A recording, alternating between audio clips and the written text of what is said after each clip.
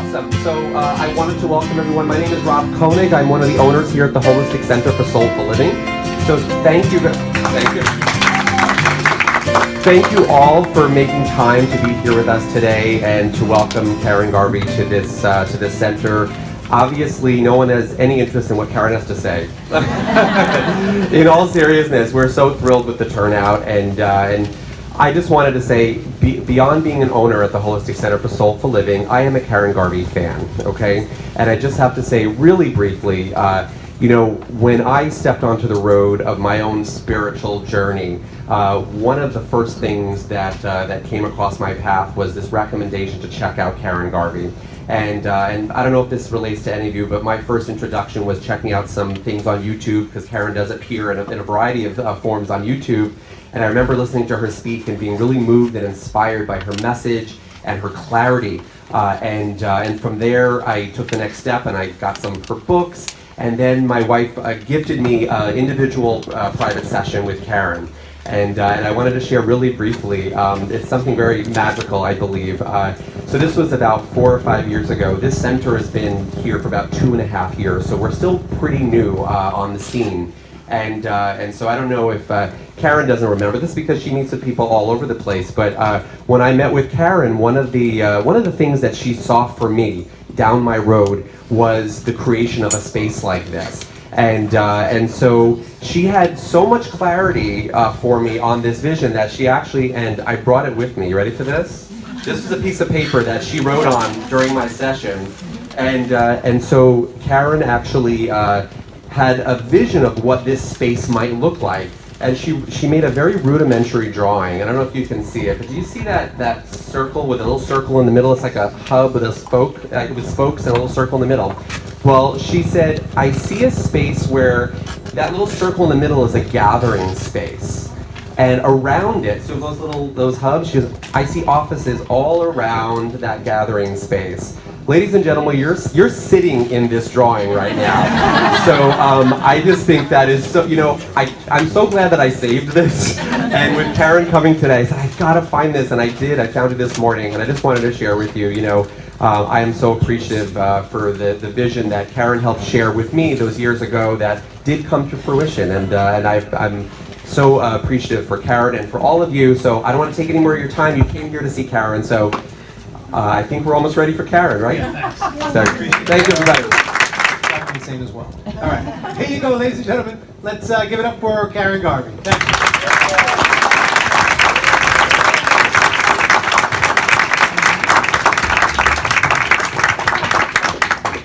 Hello, everybody. Wow, what a beautiful crowd. So good. Is this okay? You can hear me good? Well, you can hear me well. We're not off to a good start. I'm really so happy to see everybody. Anyway, welcome. Welcome to my 8th annual, The Year Before Us.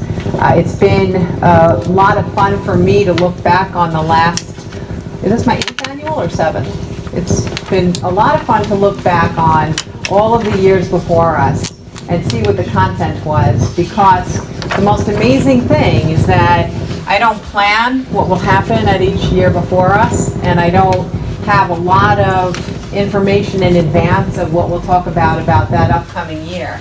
But when I look back at the content, every single thing that came through on those days has actually happened. So this series of events that I give is one of the things that boosts my confidence the most in understanding that I am a channel and I don't have to prepare for knowing things in advance, because I've seen now that if I just keep trusting the process, it always works. My batteries can't run out. There's always more information. I always find that annually, when I leave this event, I tend to feel like I exhausted all of the information in the universe. There's nothing left. And I go home and I feel really good about whatever came through. But I don't feel good about the fact that I have to retire because I said it all and there's really nothing left. And then year after year after year, I find that, no, we're not finished. As a matter of fact, the next seminar that I give, which will be during this week, of course, all the new content will arise, and it's absolutely astounding that there's actually so much to know and to prepare ourselves for and to understand and to explore and to be. You know, we think that life is short, but if you really delve in, you see that all of the experiences that we get to have and be a part of here, if you really glance through them, you see that life is really not that short if you pay attention and you embrace it and you enter into that space with pleasure and with your whole being. Okay, so what I want to say is this was a very unusual year for me in that I said I don't get content for a year before us until I'm standing here or whatever I need to prepare in advance in way of handout. But this year I started to get hints from the guides back in September about the year 2019. And that was really unusual. And I understood at the time, and I'm increasingly understanding, it's because one of the messages that I am getting frequently is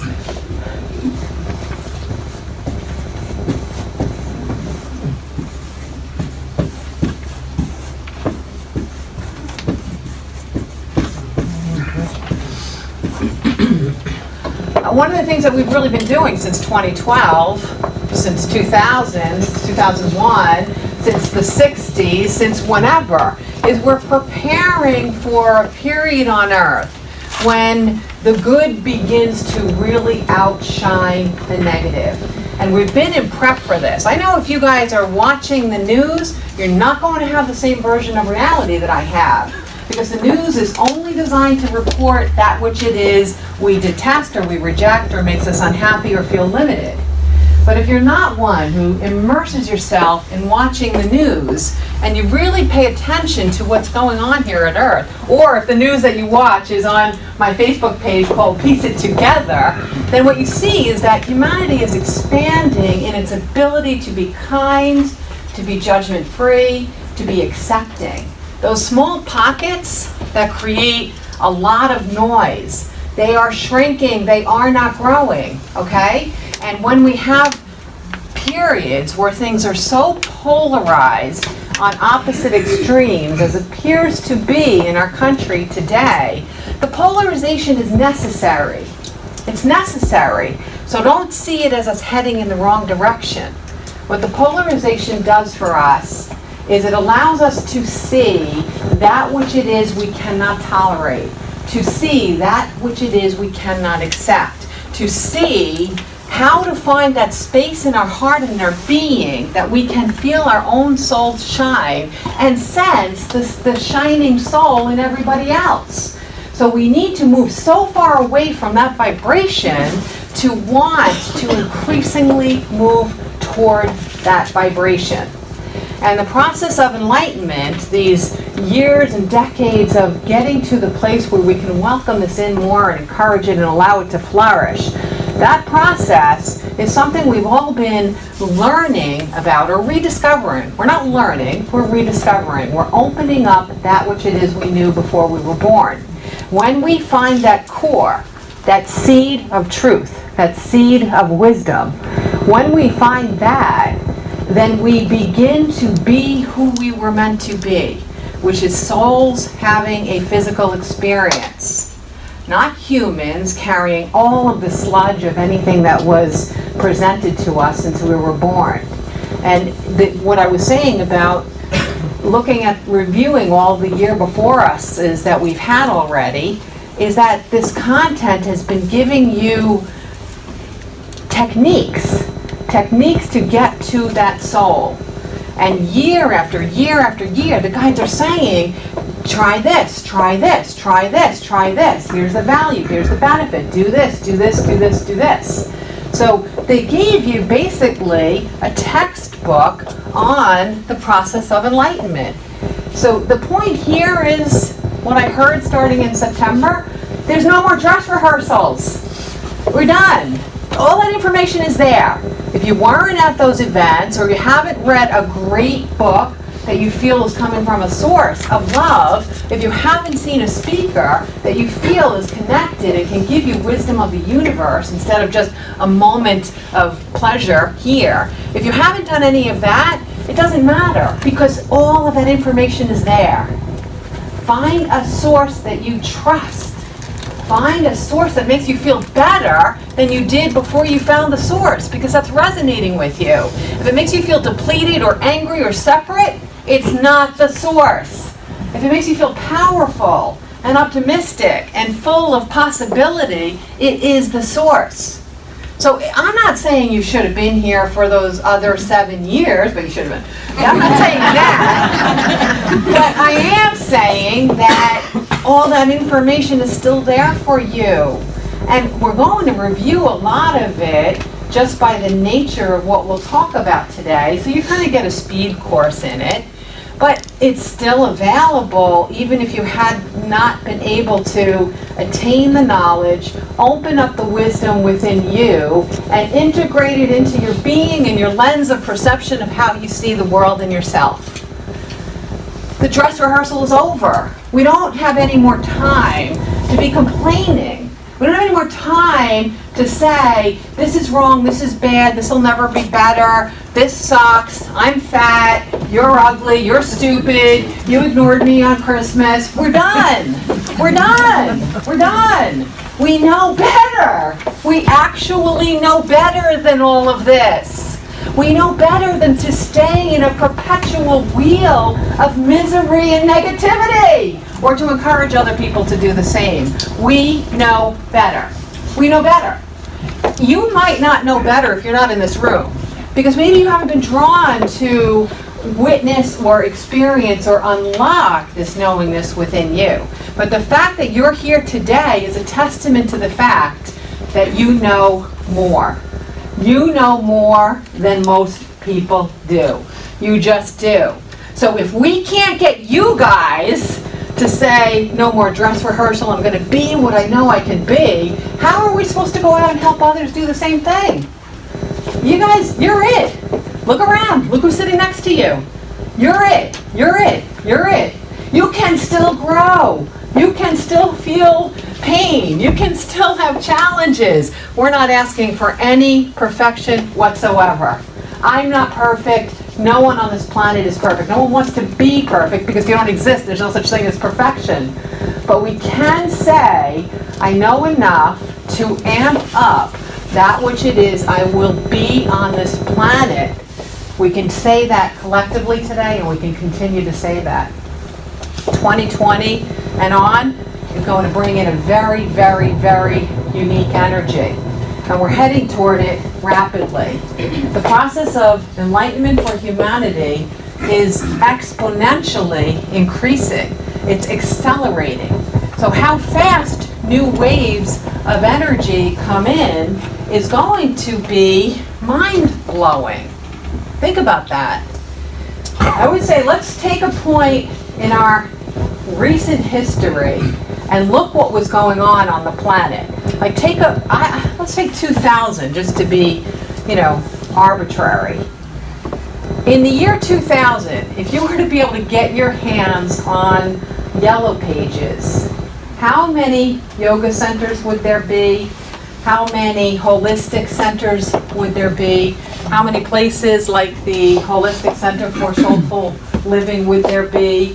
How many places would be helping us to connect our mind and our bodies and our spirits? There were pockets. Very few. But there were few.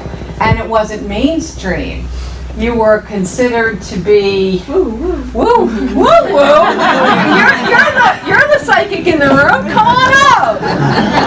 It would be considered to be woo woo. Absolutely. I know when I went from corporate America and I came out to say I was doing this instead, which I'd never heard of, I was so nervous that people were going to think I was crazy.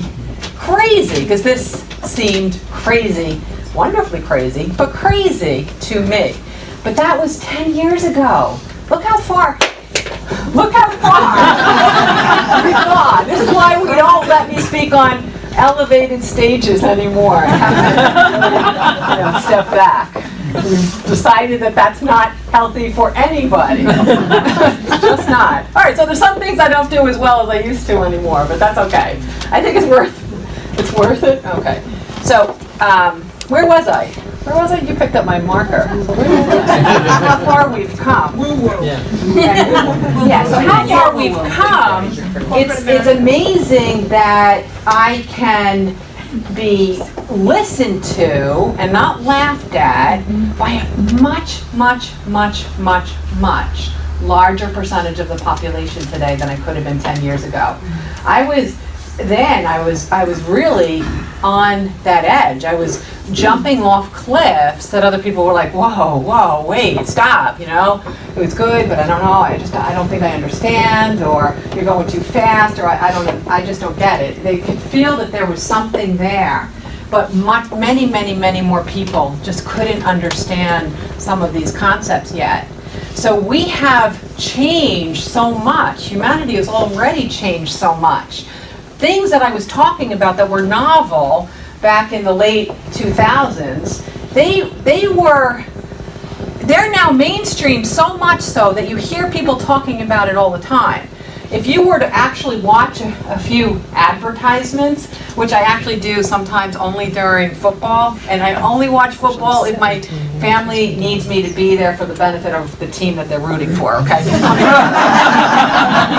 usually works out pretty well, okay? I'm just saying, so. You haven't been in New York for a while, have you? Well, let's say I walk back out of the room too often. Let's say that. Let's put it that way, okay? I have to stay in the room a little more. So, anyway, now, like if you even watch some of those commercials, they have all of this positivity in them. They're filled with spirituality. They're filled with families pouring orange juice, and they're, dropping all these sentences that when I said them a decade ago, everybody's like, really? Okay, you're sweet. And now it's like they're adding it into the dialogue of ways that they want to sell products. That's big, because they hear it and they know you want it. And you do want it because you know it's true, because it resonates with you. You want to be happy. You want to be whole. You want to realize that we are one. You want to be accepting and loving and appreciative. You want to be grateful. You want to drive. What cars do they want us to drive? They want us to drive our car. But you can see it, and it's in so many arenas, not just commercials. And that's a good way for us to understand and accept that the things that it is that our guides are saying about us moving toward a higher place is true. So don't look for where we are separating from it. Like I said, it's a necessary part of the process. A necessary part of the process. I just want to take a second to I should have done this in the beginning, but I'm appreciative that Stryker mentioned that we have the bidding for 2 of the winners for the art contest. The one other person that is coming, he's coming from North Carolina, and he was on the train in Huntington, got off the train with his friend, and went back to Penn. So his artwork is with him. He brought it all the way from North Carolina to also auction off today. If any of you do remember it from Facebook, it was the one that said, "Evolve with love staring at you in the face," okay? So he's making his way here. The artwork will arrive. So we're gonna they will get here. I just want you to be really appreciative and celebrate that pilgrimage they have made. His friend is doing the same trek, but from Detroit. So we want to really be kind and appreciative of them and make sure that no matter what time they walk in, we'll make a couple of seats and make them feel like they were welcome, because that's a heck of a journey, okay? But we don't have the artwork to demonstrate for you to be able to put your bids on it. The sheet is out there and the artwork will arrive. We'll just figure it out and we'll wing it. But I really loved that participation that we had from the artists themselves that contributed to the contest for the year before us. I know Diane is here. Diane? Oh, here she is, the winner. The winner who got the most votes. appreciative of the artists, but I'm really appreciative of all of you too who voted. We had so many votes, so many more than we thought we would have, and that was really fabulous to see. It's so nice to see everybody supporting each other. So I just wanted to make sure that I mentioned that. Okay. All right, so getting back to this. In no way is anyone going to tell you that you have to be perfect. And there's no way that you're supposed to be beating yourself up if you wake up sad or angry or depleted almost every morning. It's okay. We're all striving to get rid of all the sludge that we've picked up on Earth. We're all striving for that. But if you're really wanting to know that you're a part of the big picture where we're moving toward, then the key is that after you have those experiences of doubt or fear or separation, that you know that there are tools available to you to use, and you use those tools. And what I'm going to do today is I'm going to arm you with tools. Yay. I have so many tools that some of you are going to run out of here and say, I thought I graduated a really long time ago and school was over. But school's not over because I'm going to give you a ton to do in this year. And the reason is, number one, to review all of the information I've brought through in the years before us. Number two is to make sure that you feel confident that you're on the page you want to be as we bring in the era. What do you say? Era? All right, that word, E-R-A, that's coming with era, that we have coming with 2020. I want you to feel confident that you are prepared. So what this really is, what we'll be giving you, I do that all the time. But, all right, so what your guides and I will be giving you is preparedness. So when 2020 hits, you're going to be the one out front. You're going to be the one helping. You're going to be the one guiding. You're going to be the compassionate one. You're going to be the one giving suggestions or ideas to others as they're tripping and falling or being sad or being sick or being angry or whatever it is that they're being, whatever circles they are looping in. You're going to be the one that can be of value to them, because some of these tools are going to be reminders, but a lot of them are going to be like, oh, you know what? That's a good thing to take a look at. And to make life easier for you, or harder, whichever way you want to look at it, I have for you 52 suggestions. 52! 52. So that means mark your calendar. When we are on a plane on our way to Grenada next January, every one of you will have understood to the best of your ability those 52 steps. Okay?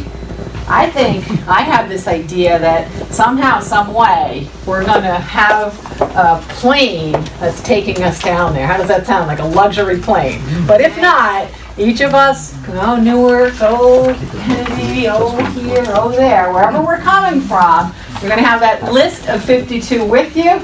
And do some last minute work on the plane, okay? Last minute work on the plane. You got a 4-hour flight, I don't know what it is, but you can get it done. Hey, you know, Mark coming from North Carolina, his flight will be so much faster, right? He has it easy. You really better get this done before then. So on our way to Grenada, we're gonna look over those lists and say, okay, I skipped this week, I skipped this week, I skipped this week. Let me give myself a really quick crash course on remembering this. So you have 52 weeks now. The dress rehearsal's over. You take these 52 weeks because we're going on stage in 2020, January. Are we all in? Yes. Yep. Wow, that's a lot. That's a lot. We're all in. We're all in. We're all in. You did get a flyer. This will be my first time not doing the live Year Before Us event locally or in the tri-state area. So if you would like to be a part of the Year Before Us 2020, I'll be in Grenada. I do have some connections there. So we're going to do Grenada in the way that we want to do it. We're not going as tourists. So if you want to see Grenada as a tourist, you'll have to go before or after. We're going as people who love those who live and experience and develop and create the country of Grenada, okay? And so what we will do is we'll be having many, many seminars during our trip, not so many that it detracts from the setting for you. And then we'll be off having adventure after adventure after adventure. And maybe I'll quiz you on your 52. Maybe I won't. I don't know. We'll see, right? We'll see. And that's what we're going to focus on today is the 52. So basically, what you're being asked to do is you will get a download of the 52 steps. It'll be emailed to each and every one of you. If for any reason we don't have your email address, make sure that you give it to someone here before you leave. But you will get an email of the 52 steps that we're going to go over today. And you can cut them, slice them, make them bigger, do whatever it is that you want to do to just remind yourself each week to pull up a new one. And just try to keep it somewhere that you can see it, because it's a very small thing to do, to just leave that there each week. It's for your benefit. And it's for all of the world's benefit, because as you individually nail these 52 possibilities, or at least become more accustomed to thinking in the way that the 52 steps will ask you to, then you're going to become a happier person. You're going to be more aligned with your soulfulness. You're going to be more of who it is that you want to be. And if you listen to the steps today and you feel that you know a lot of them or you live like that, take a moment to congratulate yourself.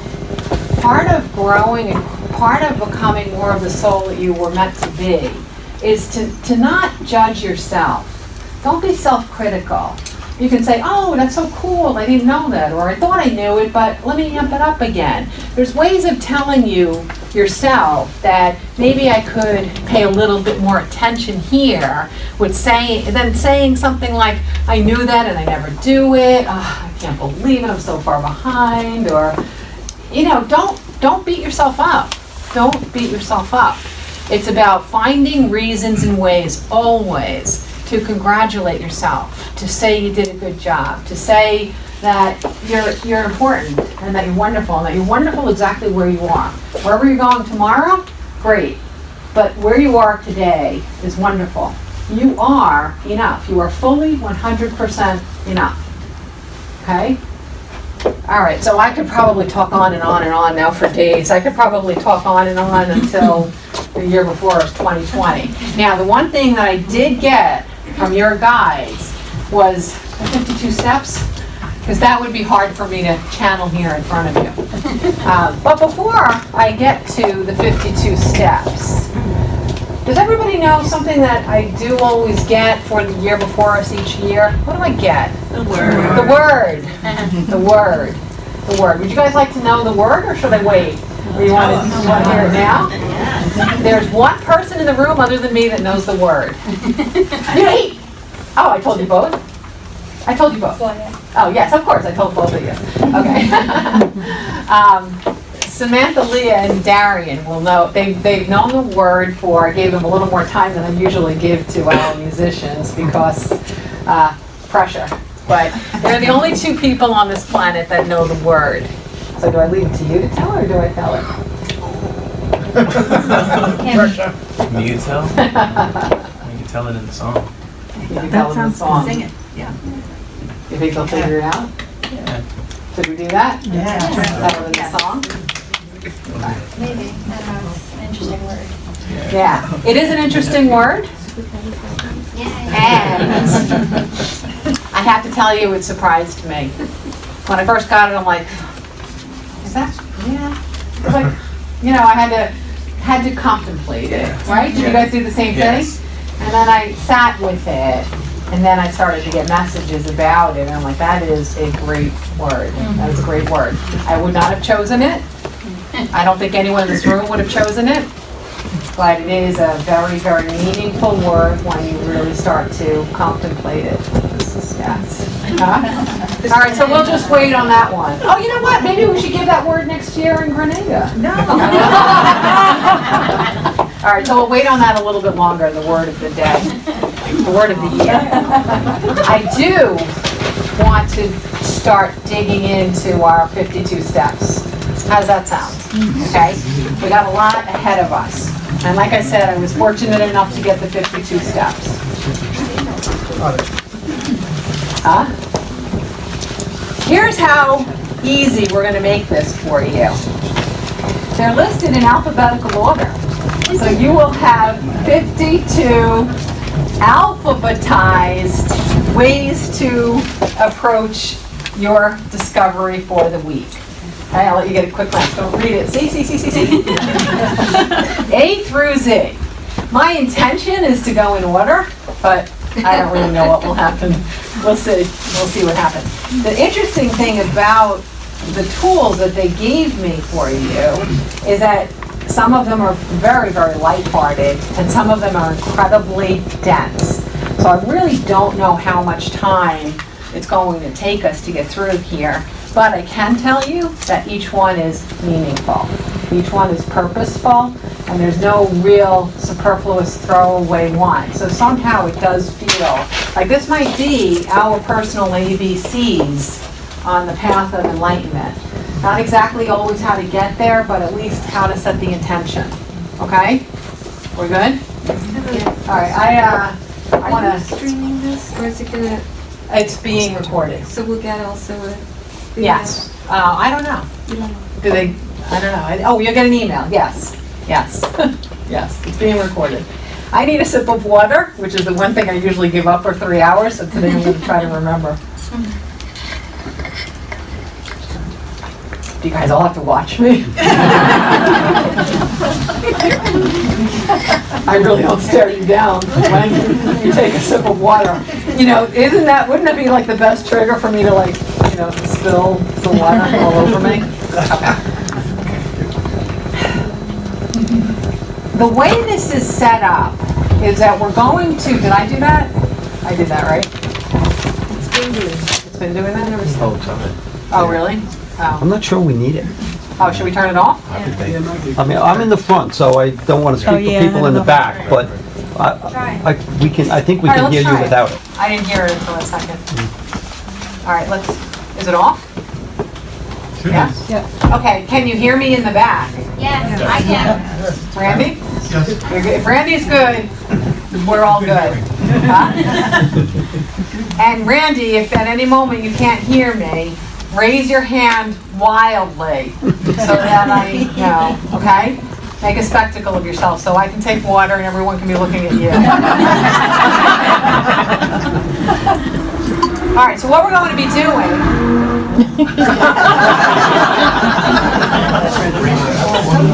Seriously, really? All right, what we're going to be doing with these 52 steps is we're going to look in terms of moving away from something and moving toward something.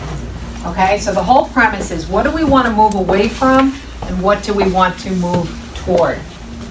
So the first two in the letter A is we want to move away from aggravation.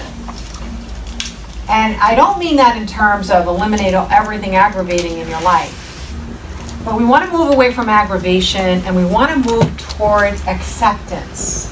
Okay? So what that means is that no one's going to be perfect in your eyes. No one's going to do everything that you would like them to do. There's no one that's going to suit you in that way. There's always going to be some kinds of irritants, some things like, really, come on, can't you do better? Can't you be kinder? Can't you be wiser? Can't you be anything? So we tend to get aggravated by people when they're not living up to the level of awareness that we would prefer they live at. So rather than being aggravated by it, why don't we accept it? Okay? Why don't we accept it instead? Because if they are in that phase or that stage or living in a way in which they're creating a lot of irritation for other people, they're also creating a lot of irritation for themselves. Because enlightenment doesn't create irritation for other people. So if you accept that they are doing the best that they can within their level of awareness, probably my trademark phrase by now, if you accept that they are doing the best that they can within their level of awareness, then you can accept that they're doing the best that they can within their level of awareness. So accept where they are. Doesn't mean that you're not going to hope for some changes, some increase in their positive experiences with themselves and you and the world, but at least accept where they are instead of allowing yourself to be depleted with them by being aggravated. B. I wish B was Z, because I love this one. See, I could go out of order. I'm going to mess it up if I go out of order, so I won't. Okay, B. Let's move away from boring. Okay, let's just move away from it. It is so boring. It's so dull. And instead, let's move toward bold. Let's move toward bold. My kids, every time they, I've got a lot of them, and when each one of them was in certain ages, probably like under 4 or 5, whenever they would learn the word bored, they would try it out on me. And I'm like, you know what? They can try out a lot of things on me, but that's not one that's gonna fly. Because I don't know what it's like to be bored. I don't have any idea. It doesn't even enter into my way of being at all. So don't get bored. It's a matter of choice. Because boring people get bored. Bold, interesting people who are ignited by their own soul are not boring, and they don't get bored because the world around them is magical and it's filled with so much to do or to see or to touch or to taste or to explore. There's always something here for us, always. There's too much here for us. So we got to prioritize. What are we going to find not boring out there? It's too much, right? One of my children who's here today, I saw her. She's got the same issue I have. Like, how do we do everything we want to do? There's so much to do. There's so much to experience. There's so much. It's never, ever ending. It's never ending. And one of the reasons why I get a little more distracted now than I used to be is because I stay in a state of awe where I am. So if I throw a marker across the room, I'm actually thinking, wow, that slid so nicely. Well, you guys are waiting for what I'm going to say. And I find it interesting how much it slid. And then it makes me think about the time I was writing with one of these markers and I kept picking it up on the end of the marker, and then I had color all over my hand at the end of the day. So you might have been bored by me dropping the marker, but I don't find anything boring. I find it interesting. Like the way her necklace is hanging. Fascinating. It's very distracting to be me. But everything is interesting, isn't it? Isn't everything? I never saw you in a white blouse before. That looks really good on you. Yeah. So don't be bored. Don't be bored. If you have to write a list of 52 new things I want to do this year, even if they only take a minute, then make the list, I remember one summer we had people over and I had these little nail colors, and they were all the primary colors and then the add-on ones, purple and black and all that. And so men, women, children, all at our pool, and what I did was I took out all those nail things and I made designs on everybody's hand, whether they wanted a pumpkin or they wanted a flower or they wanted whatever. But it was like so not boring, right? So we could sit there and have another drink or eat another whatever, but you could also, there's fun, there's always fun. You don't have to wait for someone else to make it. You can be the one to make it. And another reason I wanted B to be Z is because bold also means that you get to be who you want to be. Think back to high school, right? Most of us, high school's like, it's like being run over by a steamroller, so you look exactly like everybody else in every regard, and the entire reflection of your being is identical. And those who do a little something, an extra pop, they sometimes get a little heat from it. I think we're getting a little bit better to not give them heat, but you know what? High school's over, right? You don't have to steamroll over yourself to pull up a little thin pancake expression of you in black and white only. You can be what you weren't allowed to be in high school. And not only that, but if you feel like being something, it doesn't have to become permanent either, because you can change it up on a whim. It doesn't mean that you're not being authentic. It means you're being creative. If you really want to do it, then it is a part of you. Right? There's not only one you. None of us are one-dimensional, not in any regard. So if you feel like changing it up, change it up. And if you don't, that's okay too. That's okay too.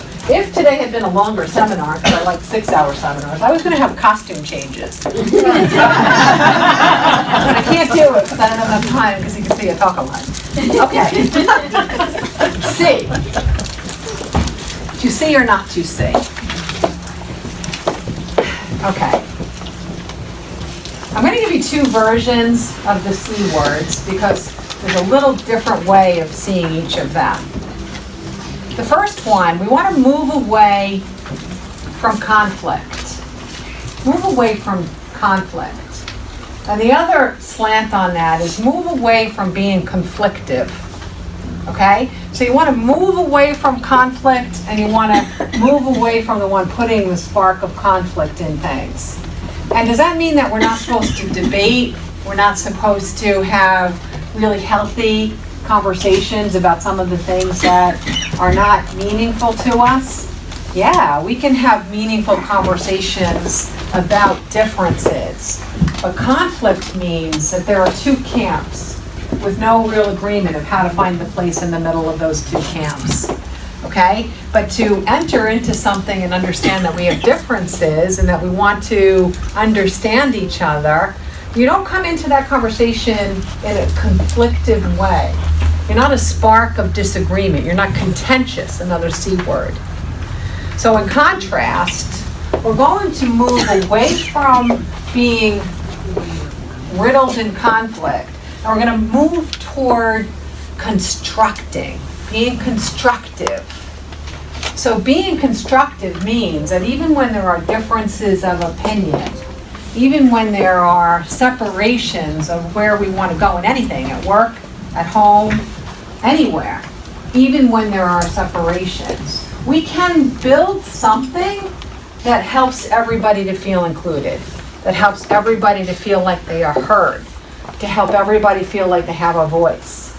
It doesn't have to be black or white. I win, you lose. It doesn't have to be black or white.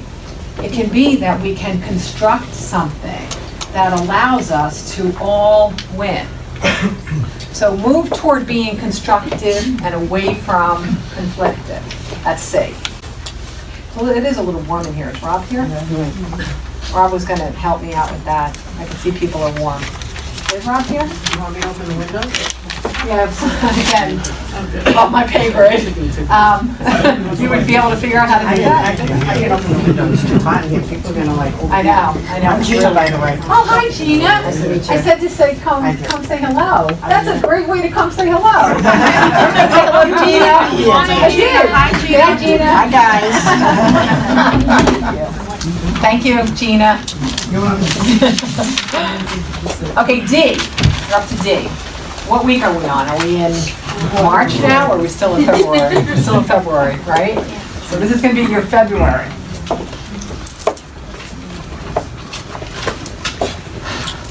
All right.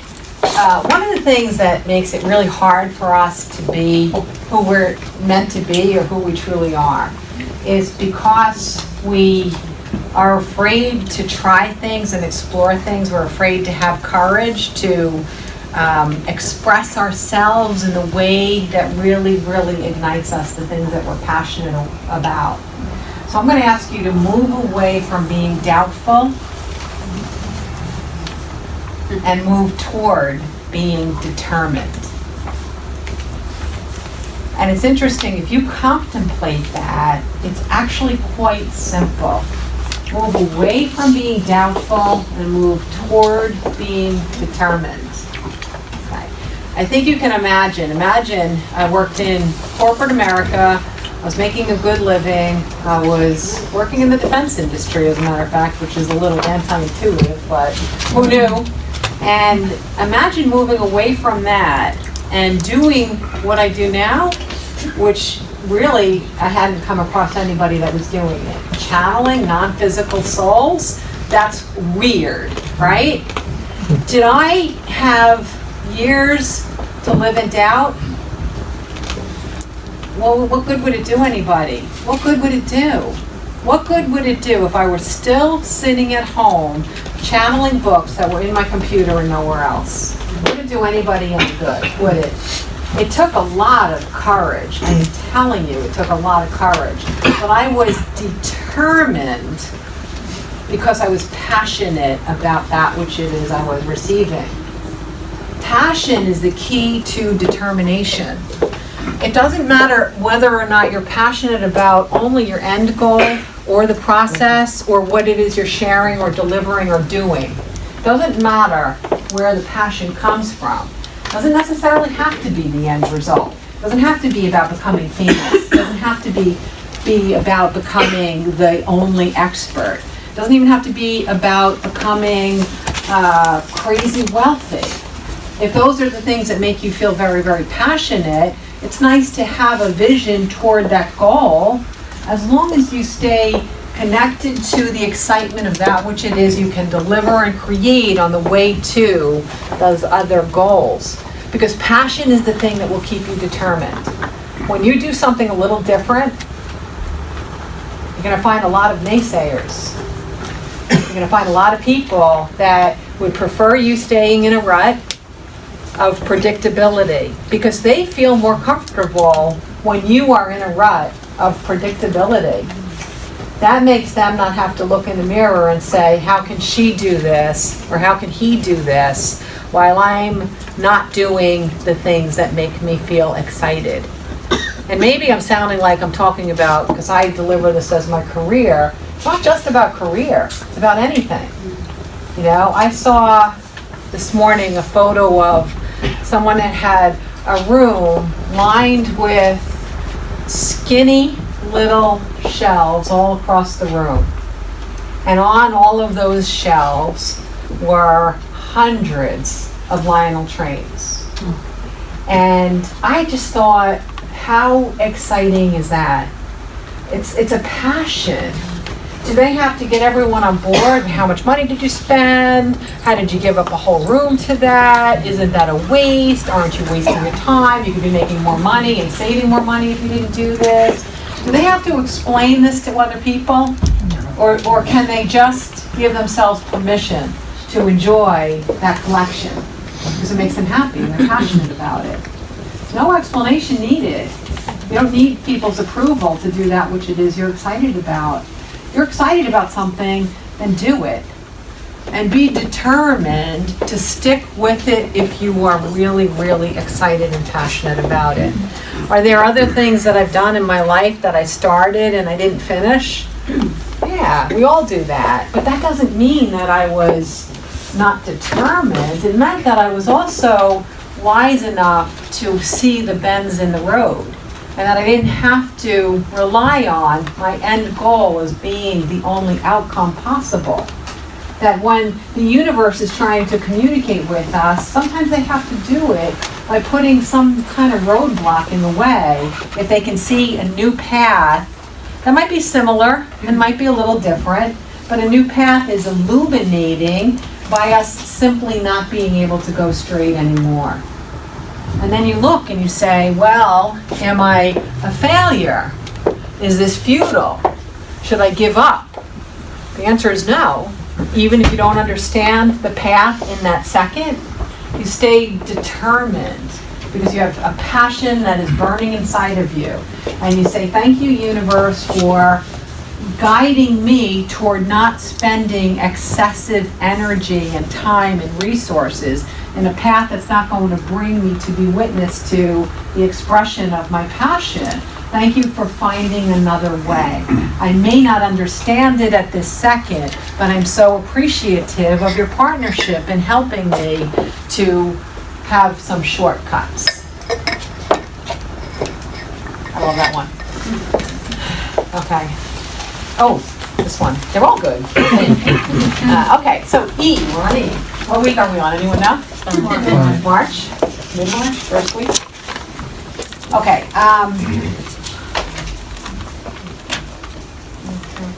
The word that we want to move away from is entitlement.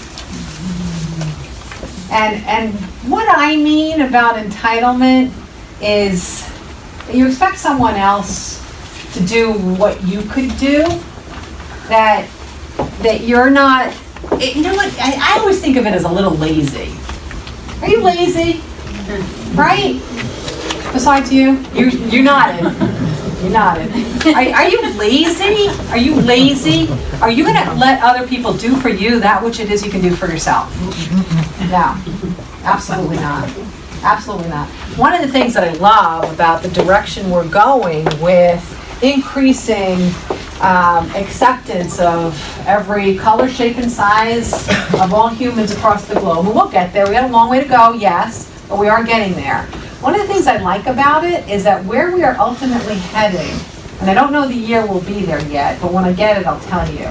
But where we're ultimately being is that you're going to earn your place on this globe.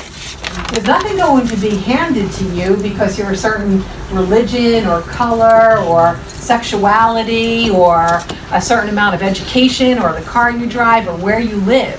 All of those will dissolve. Those separators will dissolve. And everybody will just earn their place on this planet. Whatever that is. Whatever that is. No judgment. Who cares? But they're going to carve out their own space on this planet based on who they are, what they decide, and what they choose. That's how we're going to determine what the outcome of your life will be like. So the corollary to entitlement, it gets back to the letter D a little bit, and it's about effort, the word effort.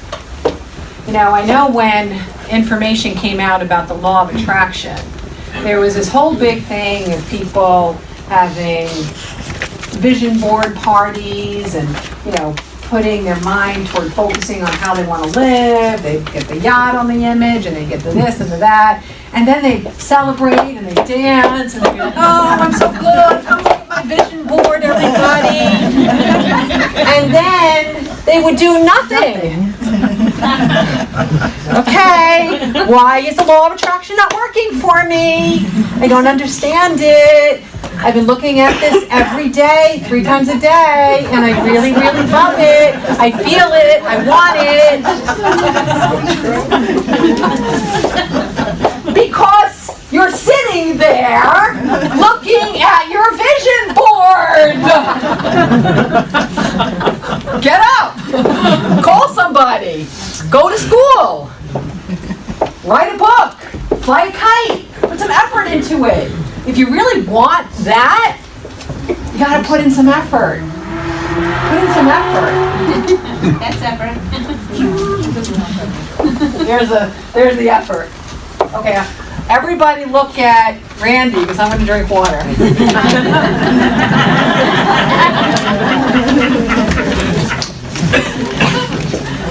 Wow, that was good. Oh. Okay, we're not too hot or cold. We're better? Still a little warm. Okay. Hot still? Good? Better? Okay. All right. The letter F. Every now and then I use the F word at a seminar.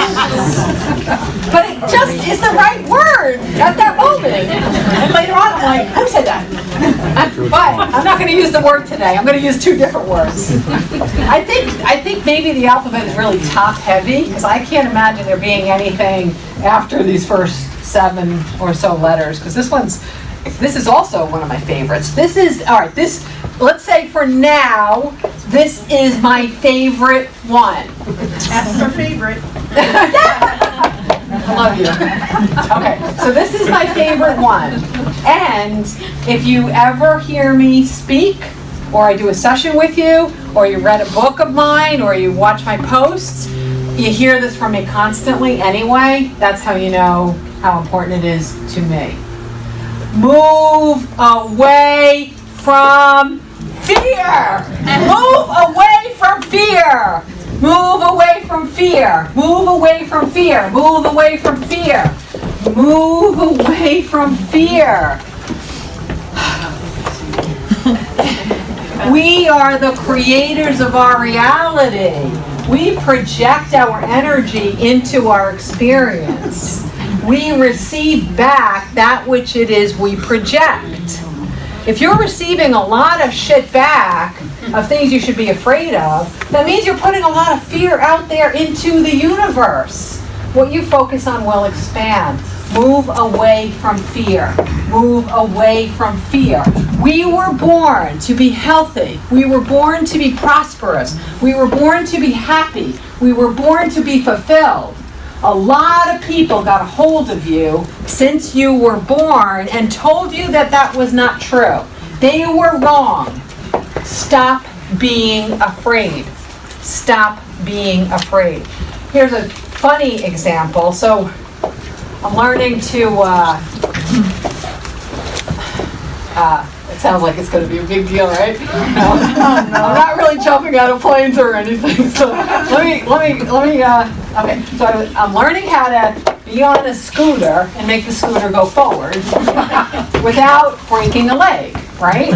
So the fear is the breaking of the leg. So I'm really doing good. You know, I could even do a little lift up of the front of the scooter, right? And this is not an electric scooter. So I've learned how to stop. I can go again. So I'm doing pretty good. And then one of my daughters, not this one, so you can't pick on her, she said, no, don't go that way, Mom. You're going to fall. Because there was a 1-inch curb or lip. And as soon as she said that, what happened? You fell. I fell. And she doesn't even know I've been up and down that curb like a lot already. But as soon as she said it, I fell. I felt like such an idiot. And I fell. And it hurt. And I didn't want to do it anymore. And I was depleted. Right? So that fear, that focus, brought me into my tumble. That's a tiny, tiny, tiny, tiny little example of what fear does. But at least it illustrates that. I found it entertaining that after the Long Island Railroad did the whole campaign, Watch the Gap, we had more people enter into the Gap in the following 8 months than they had ever had before the campaign.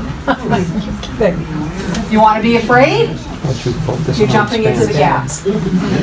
Stop being afraid, people. Stop being afraid. It takes effort to stop being afraid, but you got to stop being afraid, okay? And one way to stop being afraid is the F corollary is, you know what it is? Faith. Oh my God! Oh my gosh! I'm supposed to say gosh. Oh my gosh! Why? It's so funny, but I got that one first from the guides, faith. But I said, you know what? It's going to be a little bit hard to explain that to people because faith is something that religions have sometimes, they've kind of made a bit of something else of it. So I said, well, what about fun? Right? They're both good though. Thank you. Fun. It's so important to have fun. I mean, honestly, what are we also dreary about? What is so gloomy? What is so pressing? What is so miserable? What is so scary that we're not just having fun? When you have fun, you actually eliminate or dissolve or lessen that which to be afraid of can come into your life. Fun is a protector because you're putting a lot of energy into possibility. and to happiness and to laughing and to enjoying. If you're putting all that energy into there and you're actually doing the stuff that is fun, you're eliminating all of the doubt or the lack of courage that it takes to have fun. You know how hard it is for some people just to have fun? It's hard, and it's no joke. I did a session with a woman, and probably not the only one that turned out like this, but in the session, 10 or 15 minutes into it, I don't know her, but the guide said, we don't usually do the homework assignment this early in a session, but we're going to give you a homework assignment. And the homework assignment is, and as soon as they said it, I knew what was about to happen. They said, your homework assignment is in the next 3 days to do something that you've never, 30 days? Did I say 30 days? In the next 30 days, do something that you have never done before. Do something you've never done before in the next 30 days. 3 things is all they were asking. 3 things. And she sighed, and she got silent, and she said, I don't really think I can do that. I'm like, anything? Like, taste a different kind of melon? Can you go somewhere and have a different kind of adventure? Go home from work a different way? Just anything. Just change it up. And she's like, I don't know, I have this kind of allergy, and I have my dog, and he's blind, and I was like, okay, well, that's your homework assignment, and just see if you can try to do it. Can you say that you will see if you can try to do it? And she said, yes, I'll try. She wound up doing a session with me the following month, because I guess it helped her to understand the lack of fun she was having in her life. And so she did a session, and she described to me how painful it was for her to do those 3 things. And she said she only got 2 in during the 30 days, but it was really honest of her. And she said, but what I did was I decided I was going to put another session on the calendar, and I was going to do the 3rd before I spoke with you. I told myself I'm not allowed to speak to you again until I did the 3rd.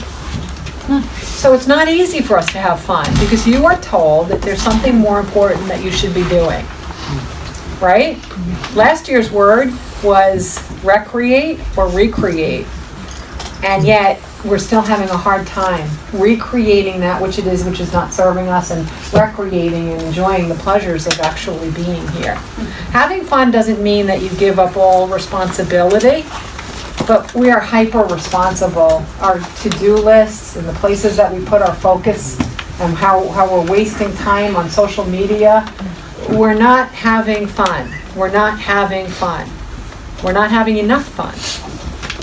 So that one is my favorite. Oh, nice pants. Those are fun. And nice outfit. That's all fun, too.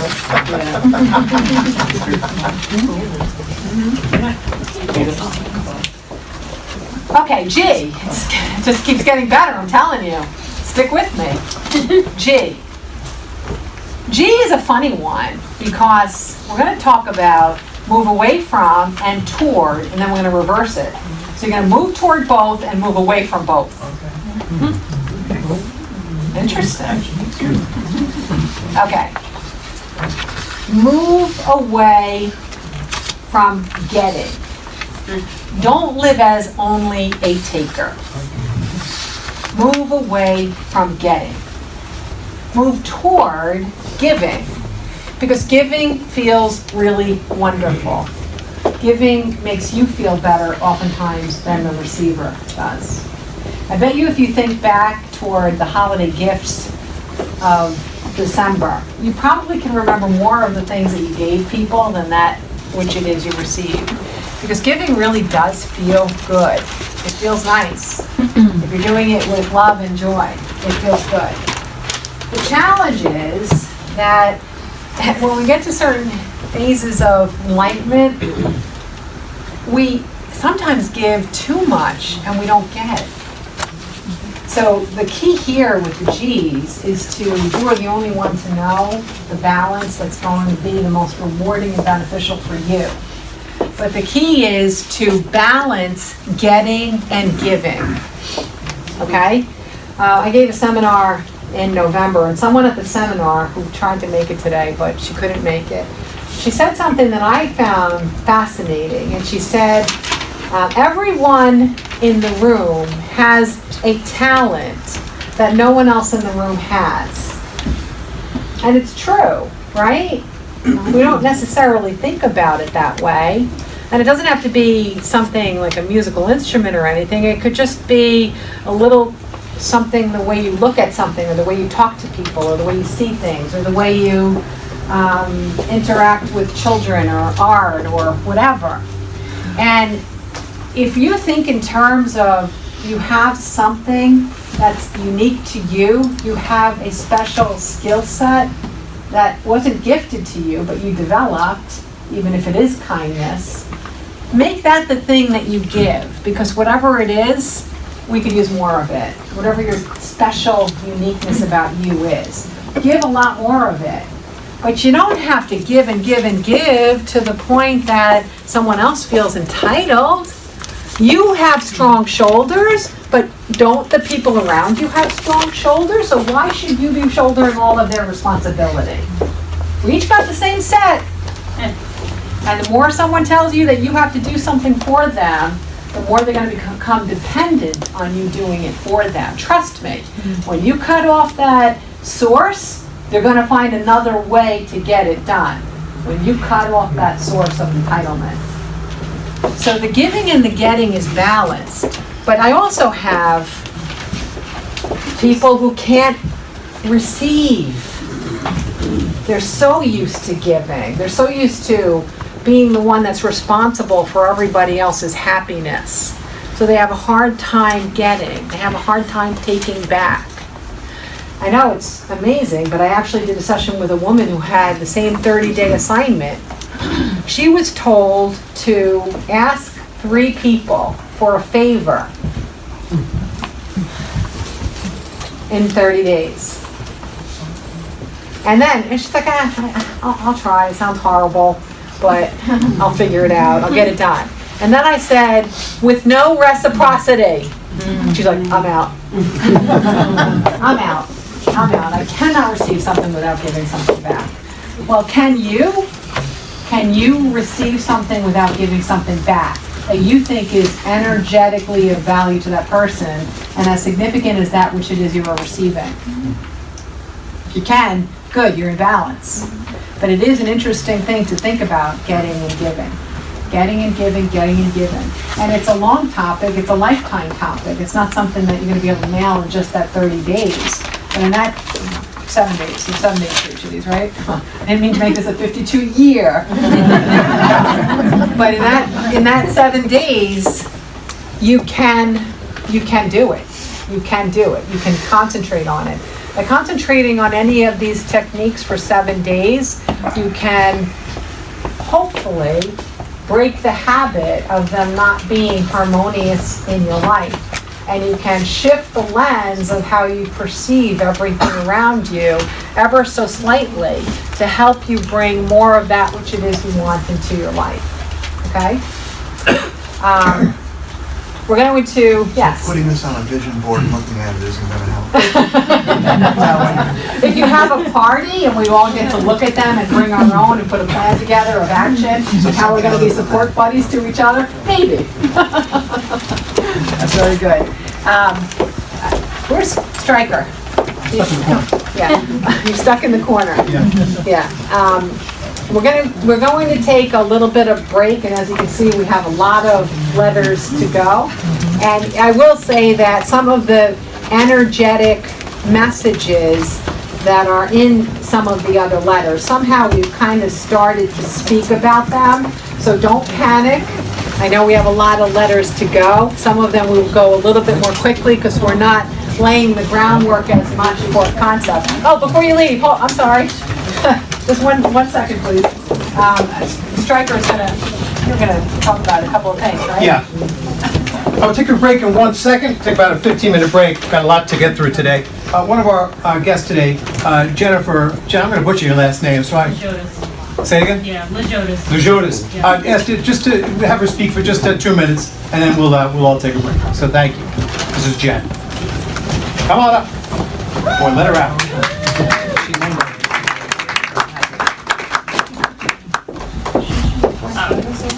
Hi, everybody.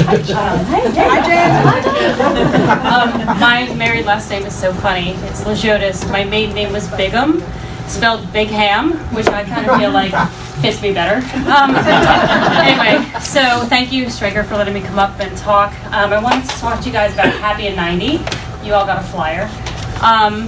And I have known Karen, I think, since 2012.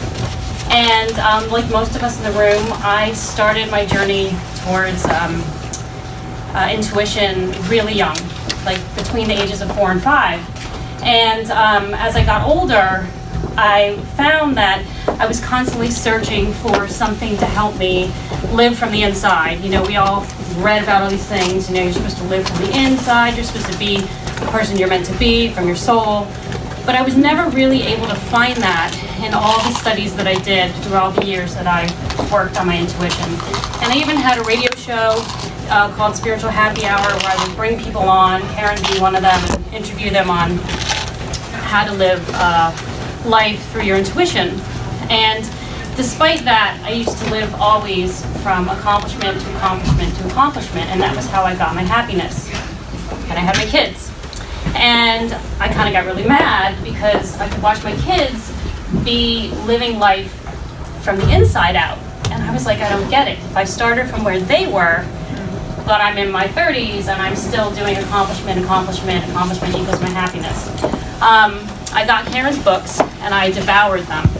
And then a couple years ago, I would watch her on her website, Happy in 90, and I never really had the time to do it until this summer. And I have to say, it is the best course, I tell Stryker and Karen all the time, I have ever taken in my entire life. And I'm not just saying that. The difference in myself from taking the course, it's little tiny changes that you do every day. It's a 12-week course, and it's comprised of exercises, essays, and videos. And it's like having Karen at your kitchen table every day.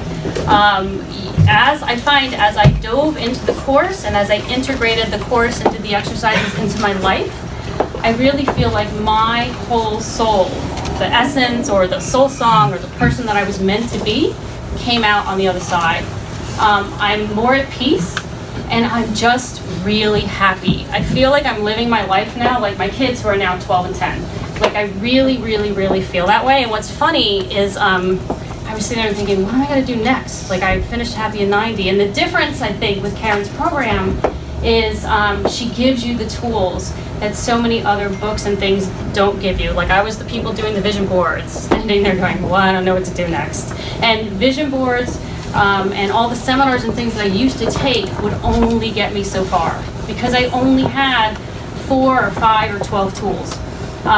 What Happy in 90 does is it gives you, I don't know, over 200, 500 tools that you can use and integrate into your life. And the way that Karen writes them, they're just so concise and fun and to the point. And if you do something kind of heavy or deep on one day, she has you doing something really fun the next. And so for me, I always say for the price, about the price of a cup of a Starbucks coffee, large, and the time it takes me to drink that coffee is the time it takes me to do my Happy in 90 work for the day, and I am infinitely happier. Like I never thought I could be happy from the inside. I mean, I believed I could, but I didn't know how to get there. And Karen's program really, I promise you, shows you how to get there. And so I just hope, you know, it's the first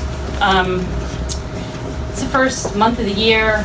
As we step into it, it's always a good time to kind of try something new. And I have to tell you, somewhere within like the first 20-something days, and I remember I waited, Stryker, till the day 29, because I only signed up for the first 30. And then I procrastinated a little, and I was constantly like, how do I get to the 31? How do I get to day 31? But I encourage you, just take a peek at it. It's a phenomenal course. It's 12 weeks, but you could start 30, 60, or 90. But if you do that, I promise, please do the 90, because it's 90 days, 12 modules, over 200 tools, and I say infinitely leads to infinite happiness. And so with this 32 things, or 52 things she has going, I just feel like come 2020, we're gonna knock it out of the park. So anyway, thank you.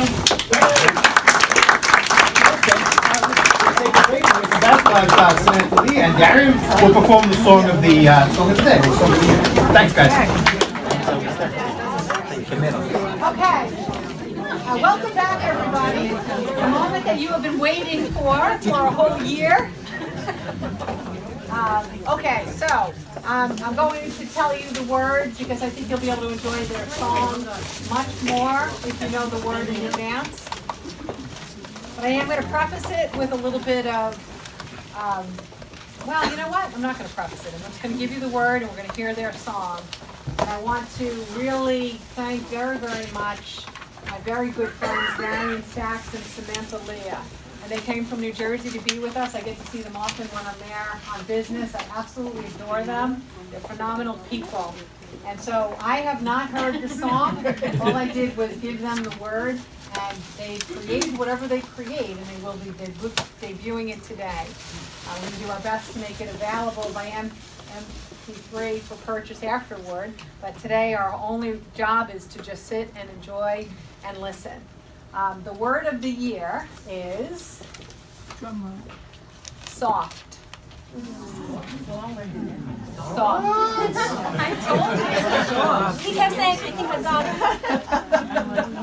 it. Yes, it was a surprise for me and it was a surprise for them. So Marty, back off. You now know the word, okay? All right. Thank you so much for making the trip. Here we go.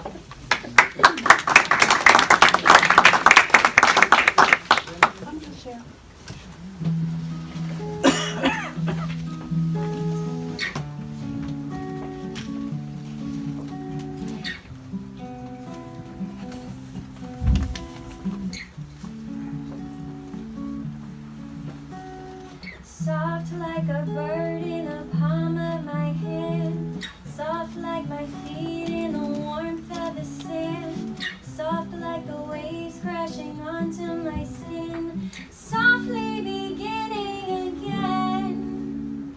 Softly, slowly, all in due time. All in due time. Softly, slowly, yeah. All in due time. All in due time. Tell me, people, do you feel the energy swimming through our chakras like a flowing connection to these people? No stand tall, submit to all sensation. No stand tall, all of the droplets inside of this ocean, something that's tight as the water flows. Untie the shackles to unlearn the habits, serene and where truly the river goes. Interaction is amazing. This is the time to embrace. Lighten these feelings so lofty, approaching each feeling so soft. Softly, Softly, slowly, all in due time. All in due time.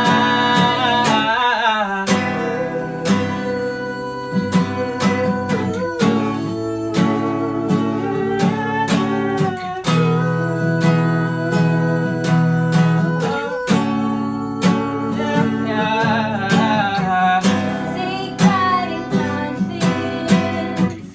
observe your every action.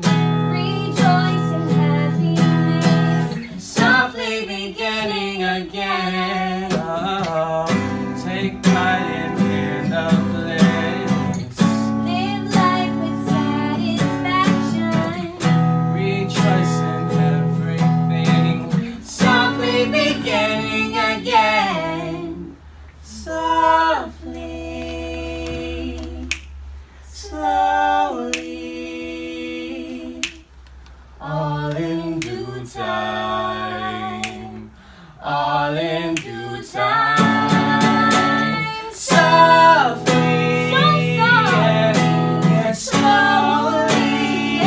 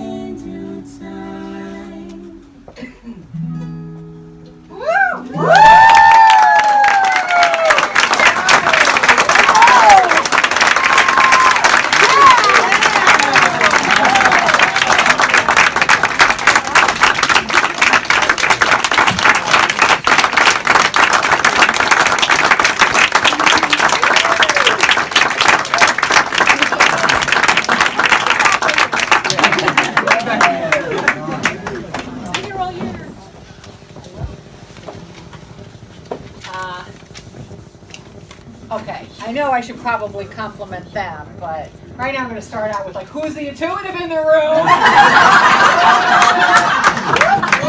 a lot of faith, right? It's all about me. I would so do that if I was in your place. That was great. There are no words. You guys nailed it. Nailed it. That is going to be a hit. It's so funny that it got weird when she said it. I was like, that's so weird. But then we sat down and I just sang the chorus and then we made it into quick. Yeah. Very good.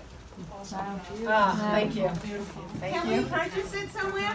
It's not recorded yet, but We will make it available. We will make it available. I promise we'll make it available. You get it in your newsletter, you'll see it on Insta and Facebook. I will definitely will make it available for purchase, okay? Yeah. That was fun! Right? Thank you. Wow. Wow, you brought it home. That was absolutely amazing. Toward the end, they're going to perform another song. That's one of my personal favorites of theirs, and they've agreed. So you'll hear them again. Okay, where were we? I was not here, but I heard Jen spoke. Right? Is Jen here? Jen, thank you. Thank you. I ran out of the room just so I could get the ladies' room before anybody else. I didn't trample on anybody. But thank you. I so much appreciate that. Okay, and we all did our bidding and so on. We're good? All right, so what letter were we on? H. Yeah. Cancel your plans for the rest of the day because we have a long way to go. Now, a lot of these, like I said, they're going to focus on topics or themes that we've already brought up. Okay, this one is simple and we don't have to go. If I had to explain this one to you, please leave. Are we up to 8? 8. Thank you. Yeah, just get yourself up in front of all of us and leave the room if you don't get it. Okay, please, just do us all a favor. Leave the room, okay? We're moving away from hate and we're moving toward hugs! You can hug energetically, you can hug with a wink, you can hug with good positive thoughts, you can hug physically. Let's do more hugs and less hate. This whole don't touch me, don't do that, I need my space, you got germs, more hugging, hating. Sharon, actually, I just saw an image today of Trump, and he's doing both. Hugging and hating.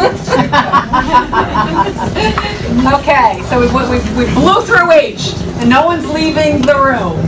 Good. Okay, next one. I like this one because it's a subtle point that can help all. There's a lot of stuff in here, guys. My apologies. Oh, I did want to mention that we are going to be sending a reminder to you every Sunday night of the letter of the week, okay? That way we'll keep you on task for the entire year, okay? So when I send you this, we'll have your email address, but we'll be putting in a little reminder on social media, and you'll receive a reminder every week. Your letter of the week is, okay? That'll remind you to look at it, review it, and so on. So, because it's not easy to remember this by the time June comes and September comes. I. Okay, this is something a lot of people have challenges with. Enlightenment does bring with it a more mutually beneficial set of perceptions about what we can do with each other and for each other that'll help everybody. And as such, we want to share it with those who haven't gotten to the different steps that we've gotten. Listen, share. That's what this is all about. Keep sharing. Don't be invasive. Avoid invading people. Avoid being invasive. Nobody cares how damn enlightened you are if they're not ready to hear what you have to say. They just don't care. You become a major turnoff, and they will never listen to another thing that you say if you invade them. Do not invade. Be soft. Thank you. Do not invade, but what we do is we invite, okay? And it doesn't mean only that you're doing the inviting, but people will invite us if they're ready for information of value. And they invite us overtly and subtly. So when you are seeing an invitation, accept the invitation because it's non-invasive, okay? Let me give you an example. Somebody might complain about something wrong with their knee and they've been complaining about it for 11 years. At 11 years, you're allowed to say, I think I'm being invited in to give a suggestion that might be helpful about the knee. And then you make a suggestion. And listen back, listen softly, and see how that suggestion was received. If there's a door slamming on you, then you really weren't invited. They want the help, but they're not ready for it. So listen after you start to accept the invitation. And the other way to invite is to live the way you want the world to be. If you live like that, then you're inviting others in all the time because they start to witness your happiness or your health or your vibrancy or your courage or your musical talent. They start to see what it is that you're doing and they start to get curious. Some people will run away because they're not ready to see the best in themselves yet. But many will come forward and say, I like what he's got. I like what she's got. And I want to figure out how they did it. So they'll ask you questions, or they'll come by, or they'll do things. So you being what you want to see in the world is an invitation. Just keep being it. We don't get to take Sundays off. You can lounge around and do nothing on any day of the week you want, but don't take time off of being what you want the world to be like. We don't get time off on that. No more dress rehearsals. Okay, next letter. Could you imagine me not channeling this? JJ? No. I channeled this, and it went remarkably well. But I'm not doing that in front of you. Okay, J. Oh, this one's so easy again. The exit is in the rear, if you don't get it. We're going to move away from judgment, and we're going to move toward joy. You cannot be joyful when you're judging. It is not a happy feeling. When you're in judgment, you are joyless. You might be joyful 10 seconds later because you one up somebody because you think you're better than them, which is why you would judge to begin, because you feel inferior. You feel lacking in self-confidence, so you have to pull someone else down in your head with your judgment because that makes you feel better about yourself. But it's still joyless. It's still joyless. To judge is to live without joy. Okay, no one left. Okay, good. Oh, this one is a little, I had to get clever with the guides because we're talking K here. People, give me credit. We got ketchup and kittens. So there's not much else out there. So we're going to go a little creative on this. All right, if you have something wonderful and you want it to flow through you and fill your vessel, you have a vessel and you want something to flow through you and fill your vessel. And I think that every one of these techniques is something that you want to flow and fill your vessel. When your vessel is overflowing, you have more to contribute, and you also get the benefit of that which it is you're living with. But if your flow gets kinked, we're moving away from kinking it. So unkink your vessel. Move away from the kink. Unkink the flow. Unkink the flow. And the reason I like us to think about it that way is because there's a lot of things that help us to be in the flow, our own personal flow. And that is nurturing ourselves, mind, body, and spirit. I cannot possibly do that sentence justice here today. But you guys know it. Whatever it is that works for you. Bare minimum necessary. Okay, bare minimum necessary for what it takes to keep your body running at optimal speed, because this is the machine that allows your soul to disappear or shine. You're not taking care of the vessel's not taking care of you. And one of the things that quiets down, if there's a kink in the flow, is your ability to be enlightened, and your ability to be happy, and your ability to be joyful, and your ability to be of value to others. It just slows down. Let it flow. Take care of your mind, body, and spirit on a regular basis. Come on up. And I'll do the other K in a second. Thank you, Rob. I guess up in here. We'll embarrass the heck out of them. Our friends from North Carolina and Detroit. They finally got here. Oh, no. Oh. And they're smoking. Wait a minute. He left his artwork on the train.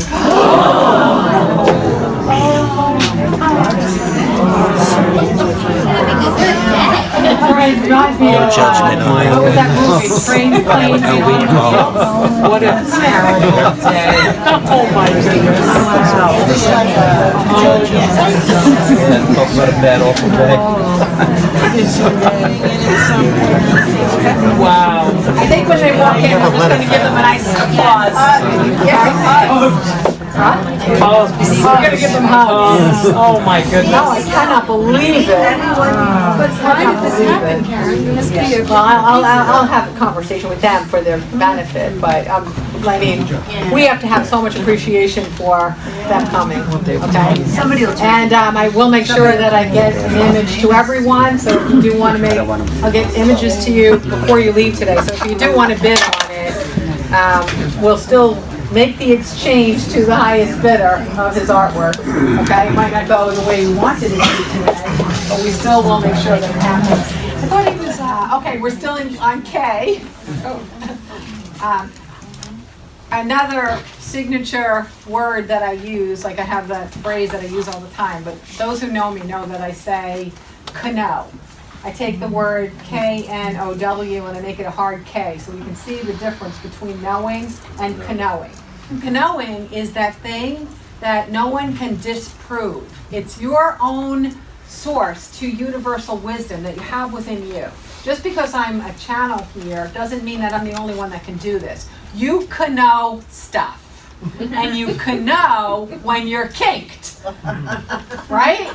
So we're going to move away from being kinked, pretending that we don't know that which it is which would like to flow into our vessel. And we're going to remember that we know. We all had the same access to information at birth. Everyone's journey here has separated them to some degree or another from that inner wisdom and that knowingness. So you do know, you think about this. If you ever hear like somebody being habitually just nasty to somebody, if you trace it back in time, I'll pause.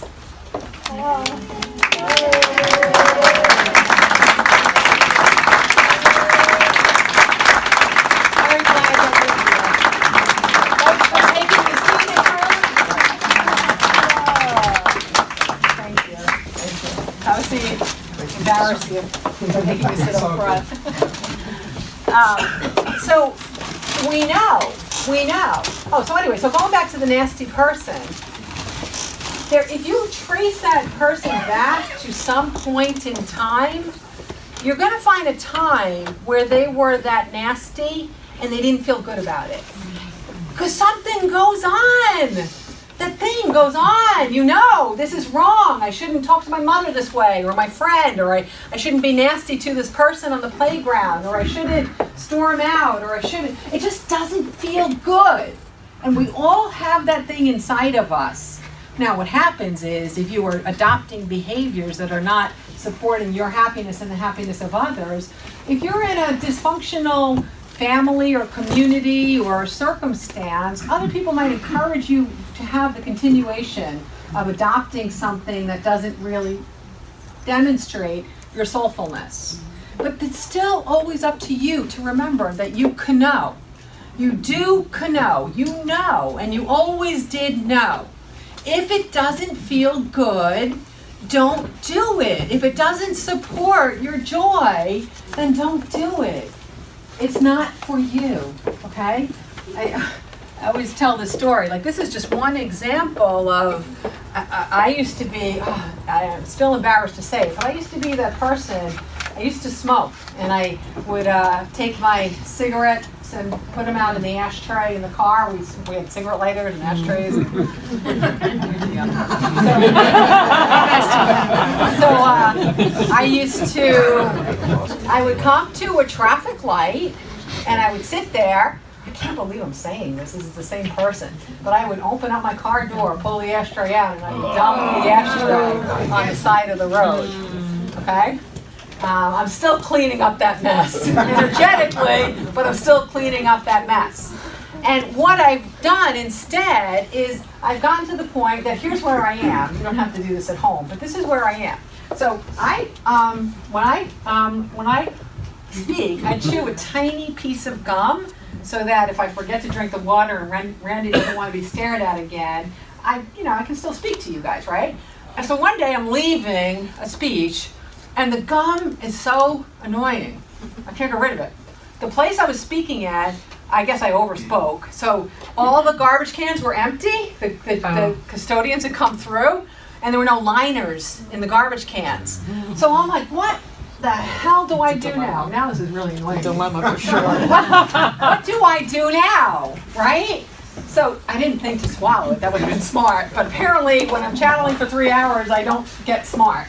So I wasn't smart. So I took it outside with me, and I'm just looking, anything, a tissue. There's nothing. I got nothing. So finally, oh, thank you. See how I didn't put it on a vision board? I actually asked you. We put effort into it. So anyway, so I'm outside, and I grab a leaf from the ground, and I curl it up in a leaf, and I stick it in my pants pocket. Okay. Yeah, everyone knows how the story goes. So, life goes on, doing laundry, blah, blah, blah, and take one of my favorite pairs of pants out of the dryer. Why are you putting your favorite pants in the dryer? Right, Carolyn? You just don't do that. So I take my favorite pair out, and they are semi-glued in like a permanent kind of way with this tiny little piece of gum. And I could have been, aggravated, a word. I could have been aggravated, but I wasn't. I felt so appreciative that the reason my pants got ruined was because I was living in honor. And I was knowing that even tossing a little piece of gum, something that's not going to decay, just didn't feel right.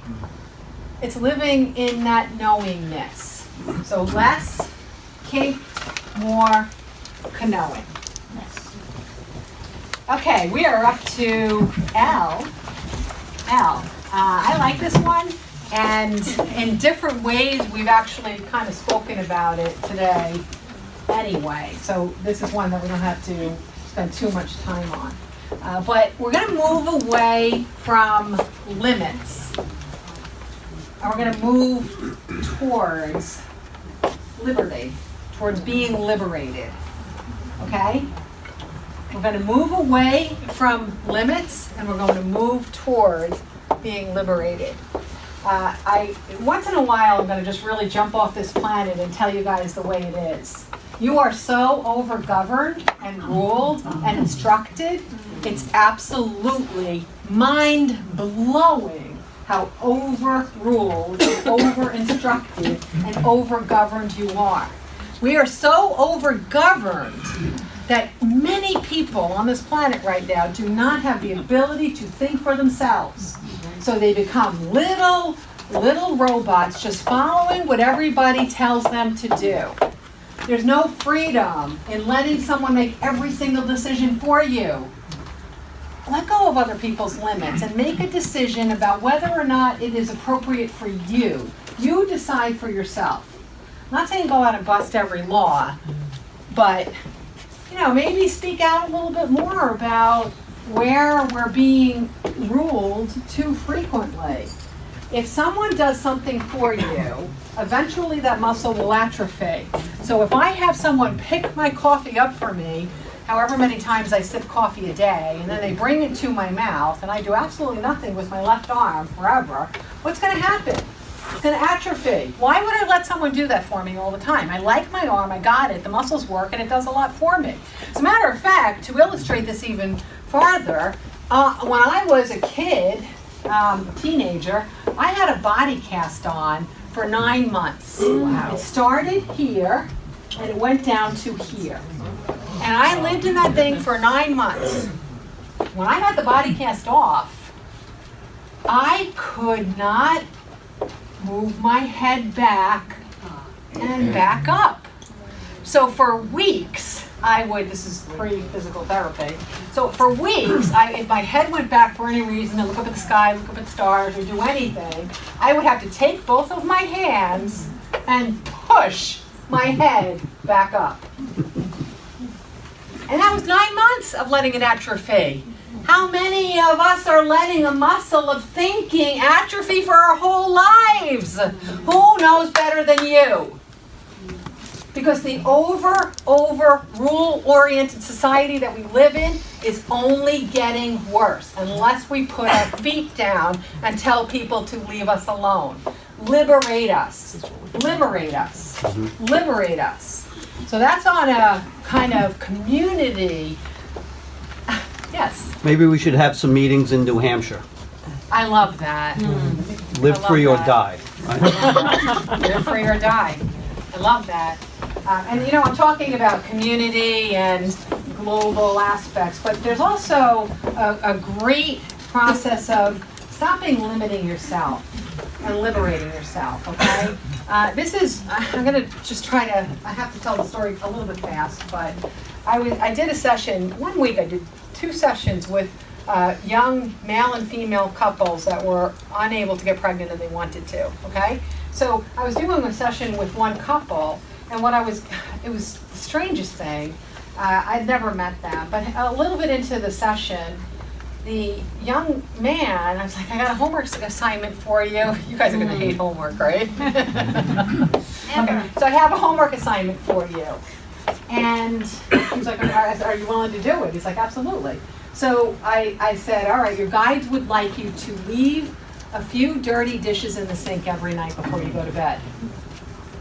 I don't know. Well, I don't know. It's obviously not the homework assignment I gave you, or you, or you, or you, or you. And he was visibly uncomfortable, And she kept looking at him. She put her hand on his knee. She was comforting him. I'm not kidding you. This is the truth. And what the guides were helping in that homework assignment was for him to understand that bringing a child into your life is the opposite of being in control. And that if he doesn't break the habits that he has formed, it's going to be difficult to embrace all of the wonderful, chaotic aspects of having a baby and a child. So don't limit yourself either. I've done sessions with people who are so clean in their eating that they are ill not because of the way that they eat, but because of the way that they focus and their fear in making the clean choices. It's such an obsession that they're not living in freedom or liberty. So liberate yourselves from even having too many personal limits. Wow, I went on longer about that one than I thought. We're going to come back tomorrow and we're going to finish up M through Z. This one's easy, very easy. Move away from mediocrity and move toward mastery. Simple, simple. Here, I did what I had to do to succeed when I was in corporate America. I did everything. I was always prepared for my role there and what I did, and I did it very, very well. But I'm going to honestly tell you, even though I was prepared and I was very good at it, I never obsessed with it, and I never mastered it. I recognize now that the reason I didn't master it was because I wasn't passionate about it. I mastered what I do now because I love it. It is so easy to master something when you love it. So once again, we're going to go back to that dialogue of do what you love, and everything that's good, everything that's possible will follow. You don't necessarily have to do it for a living, but just make sure you do it. okay? And the mastery will come naturally. You know, was it easy what I did? No. As a matter of fact, I can't even believe the time and the effort and the dedication that I put into it because I've never mastered anything in my entire life. I was obsessed, which might not be that great, but I was obsessed to the point that I wanted to absolutely, completely master it. And I did it at such a level that nothing was going to stop me. Nothing. For 2 years, I did almost nothing but that, except the stuff like taking my pants out of the dryer, and every now and then I would feed the children. Not often, but on occasion I would. But it was such an obsession because I was passionate about, but I did master it.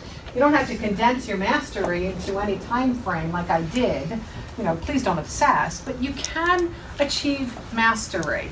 We don't need any more mediocrity. And you don't have to master everything either. I want to make sure that we understand that. We can't do everything on this earth. We just can't. So you choose the things that you decide are representative of you and your passion and your soul, and master those and make that your contribution to this world, as we spoke about earlier. This one's, again, leave the room if you don't get this one. It's so darn easy. The N words. Nasty, move away from nasty, move toward nice. I don't even have to say another word about that one. Okay, this one I like. O, the letter O. Okay, this one's so cool because I really like it. I mean, I like it because it's cool. Okay, I like it because it's cool. Being awake takes concentration. Being asleep and ignorant and foolish and patterned and miserable, it's effortless. It takes no effort to create exactly what you used to have, okay? Whatever that equation is. So turn your consciousness on. So we're going to move away from off, living patterned, living as a reactive person, living as though you're not the master in your own driver's seat. We're going to turn off living in habit without being awake. And we're going to turn on a conscious effort to understand how we exist in the world, what we're doing, what we're thinking, how we're being, how we're feeling. It's not easy. You realize that most people, their thoughts have completely taken over their lives. And they don't even realize they're allowed to insert themselves in there and redirect where those thoughts go. I will tell you, in all of the years that I've been doing this and all of the people that I've spoken with or assisted, the single hardest thing for people to do on a regular basis is to remain consciously awake.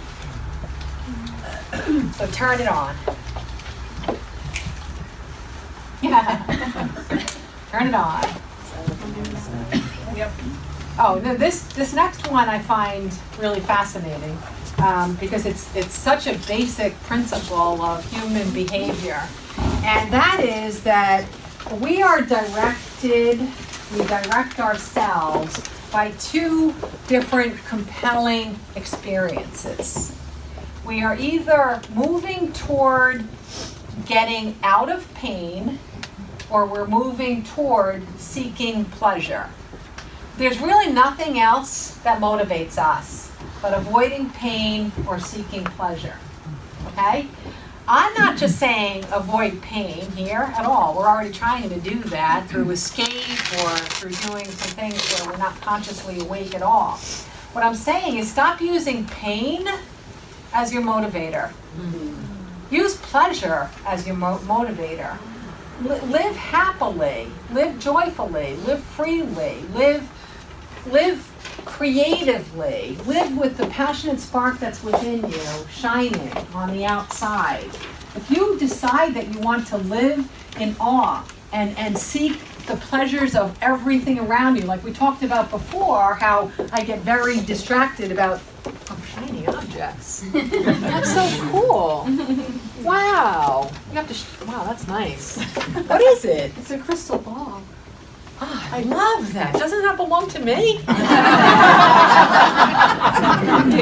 acquired it. I like that. You know, I'm not about to be dead. Okay. Pain, pleasure. Pleasure. Thank you. Yes, thank you. Thank you. So, it's not pleasure as an escape, it's pleasure as a passion. That's a big difference. But the principle of don't use pain anymore as your fuel. You're not going to spend the rest of your life avoiding pain. That's very safe, it's very boring, it's very limiting, but it's not going to get you where you want to be. Okay, we can be reasonable, but don't use pain as your springboard for growth and discovery and the journey of your life. And pleasure, when you are engaged in pleasure, it's also important to recognize that you don't want to use pleasure as an escape either. So it's not simply fueling your adrenaline or to avoid that which it is that you really are not comfortable with. It's about pleasure, meaning you can get up every day and use something happy to focus on where you want to go that day. And if you wake up and you do that every day, you actually have less things that are creating pain in your life.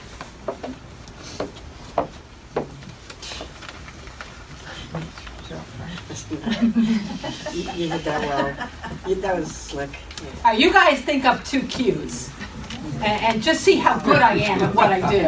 Okay? I'm going to give you 2 cues. I am going to give you 2 cues. Can you think of any? No, you can't. Promise me. Move away from quitting. Quitting. Oh, I like that. That's good, huh? Cheat. Jeez. Quiet to question. Oh, that's good, but I'm not familiar with that one. So guys can only give me that which I have a frame of reference. Quality, not quantity. Question. Quality, quantity. That's question. Oh God, you're also good. All right. I totally have to stop bragging about myself. Now, the awkward part of this next one is I don't know how to pronounce it. Okay.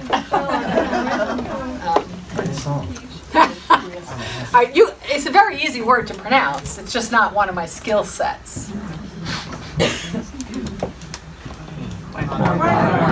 Is it Meyer? Quagmire. Quagmire. Okay.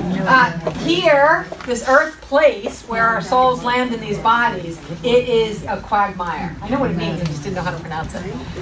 It's a quagmire. It's an obstacle course. There's always something that's going to get wrapped around your ankle and pull you into the swamp water. It's a hot mess. It really is.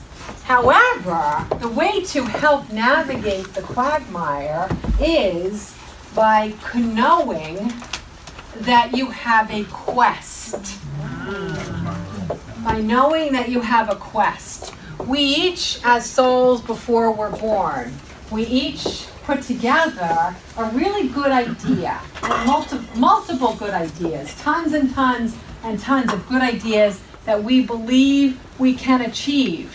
And they are grand, and they are altruistic, and they are an expression of who we are as souls eternally. And that's our quest. It's enormous, and it's possible. When we get here, we have earth amnesia. So we get caught up in the quagmire. We get caught up in the quagmire. But remembering that you have a quest, remembering that you know as a soul that which it is you want to create and contribute and experience is possible, can help you navigate the quagmire. Yes. Now, do you think, can I brag about myself again? Yes. We're back. We're back. Okay. I don't do the work though. I'm only channeling, so how good am I really, right? It's because of those 2 years of obsession that I can do it. Oh, I like this one. Apparently I like all of them. We're gonna learn one thing. I'm easily awed. All right, the letter R. The answer, the first word is going to move away from reckless. Don't overthink this, because I do not mean reckless as a safety issue. Reckless is getting back to what I talked about before, that you have to take care of your vessel in order for your vessel to take care of you. And reckless behavior is living with everybody else being your personal expert, not exercising, not doing the things that you know keep you feeling good. That's reckless. You know, can we drink ourselves into the grave? Can we take drugs that we know aren't going to make us feel good in the long run? Can we eat bags of Doritos every week like I used to? We can, but it's reckless behavior because it is not propelling us to become what we really are, which is radiant. Reckless behavior with the mind and body and spirit that you have will not allow your radiant energy to shine.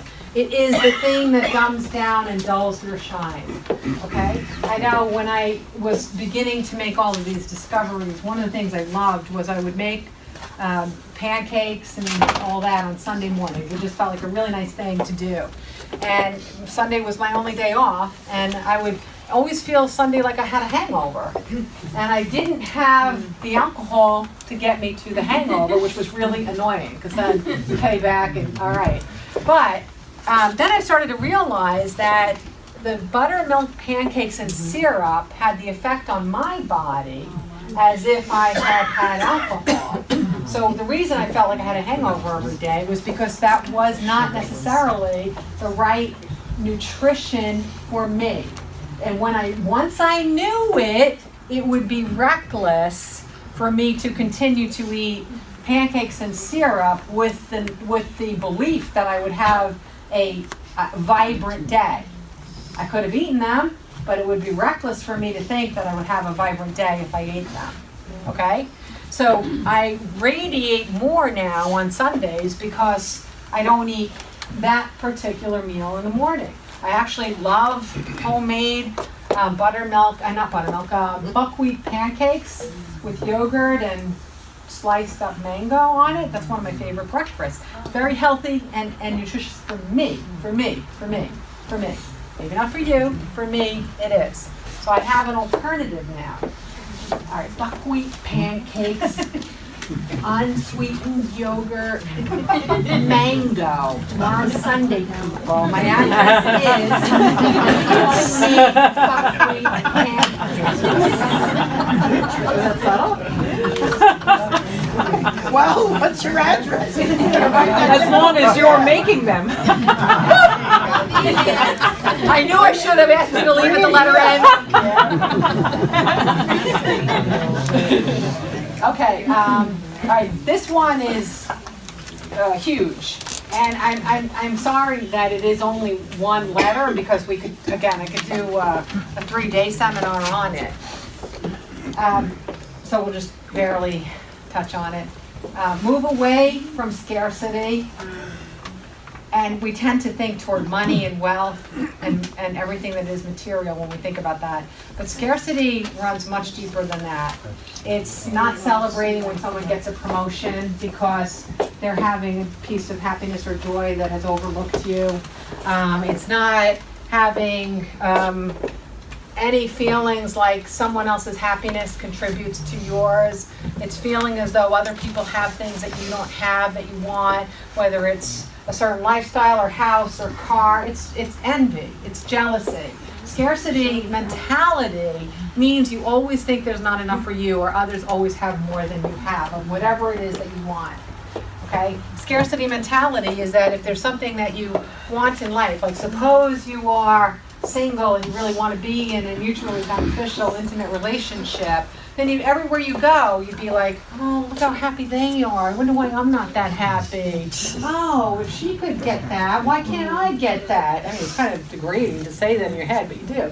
It's that. It's scarcity. How are you going to bring in your romantic object of your dreams if you are living in such scarcity? You can't. It cannot be done. It cannot be done.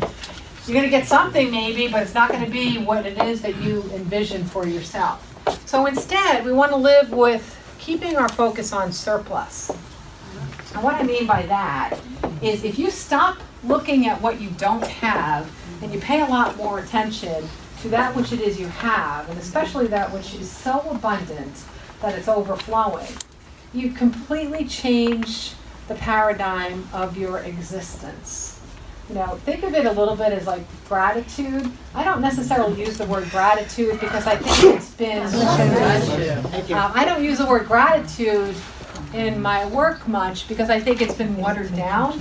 And we don't have, it actually, for my clients, it creates a lot of guilt.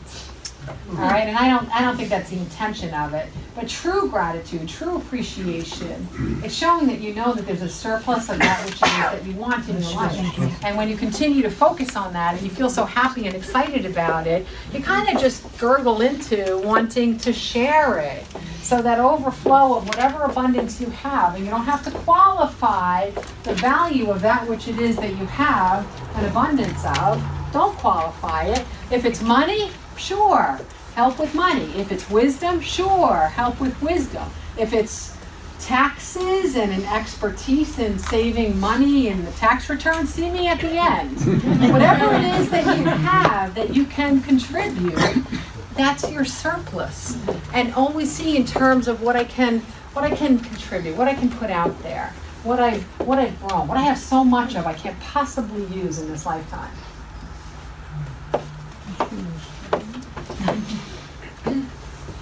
$338. Okay. 7 left.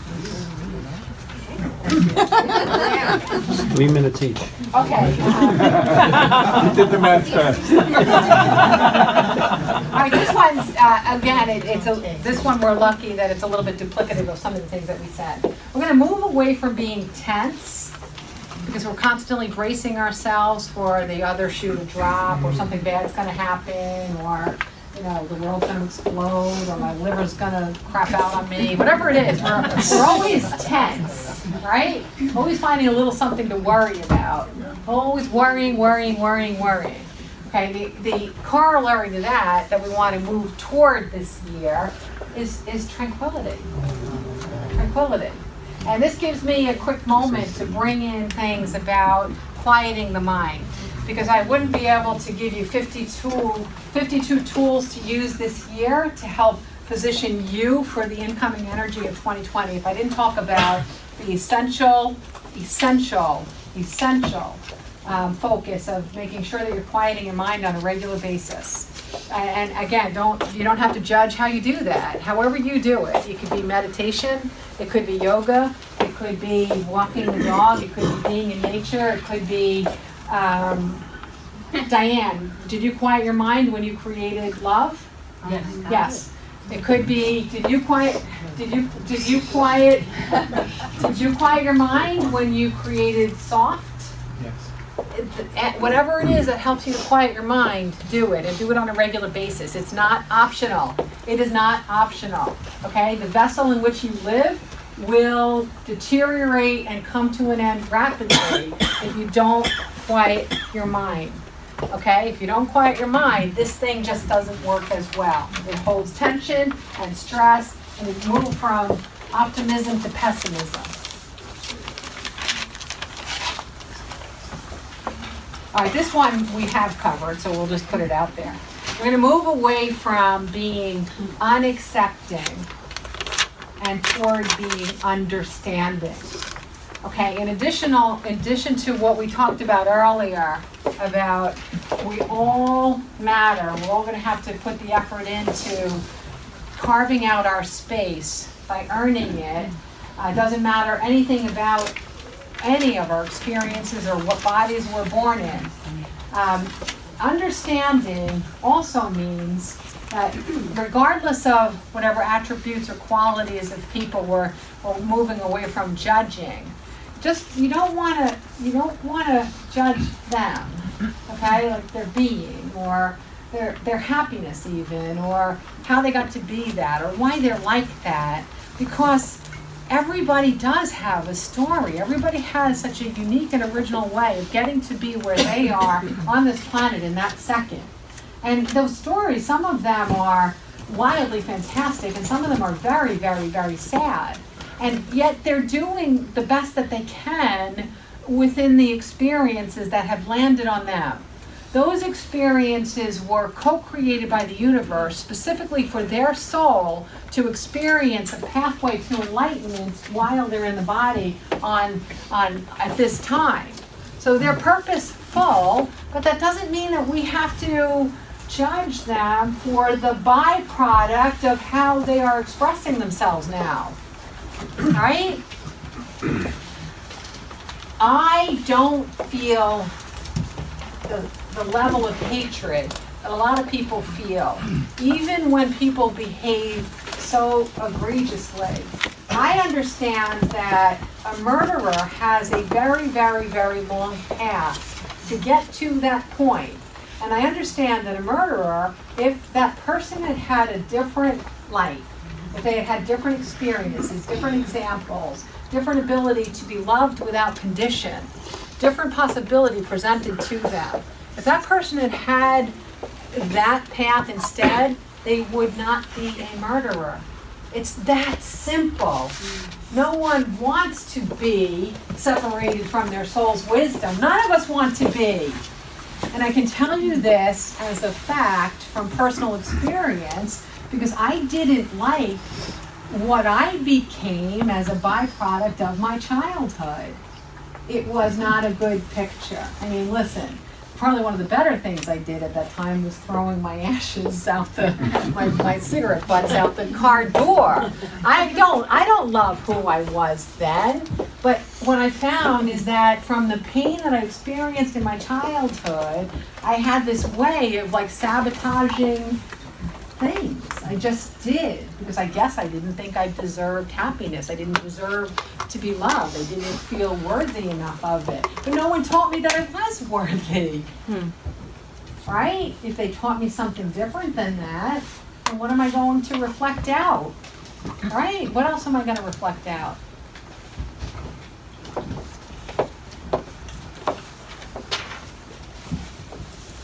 So have more understanding. That was the you.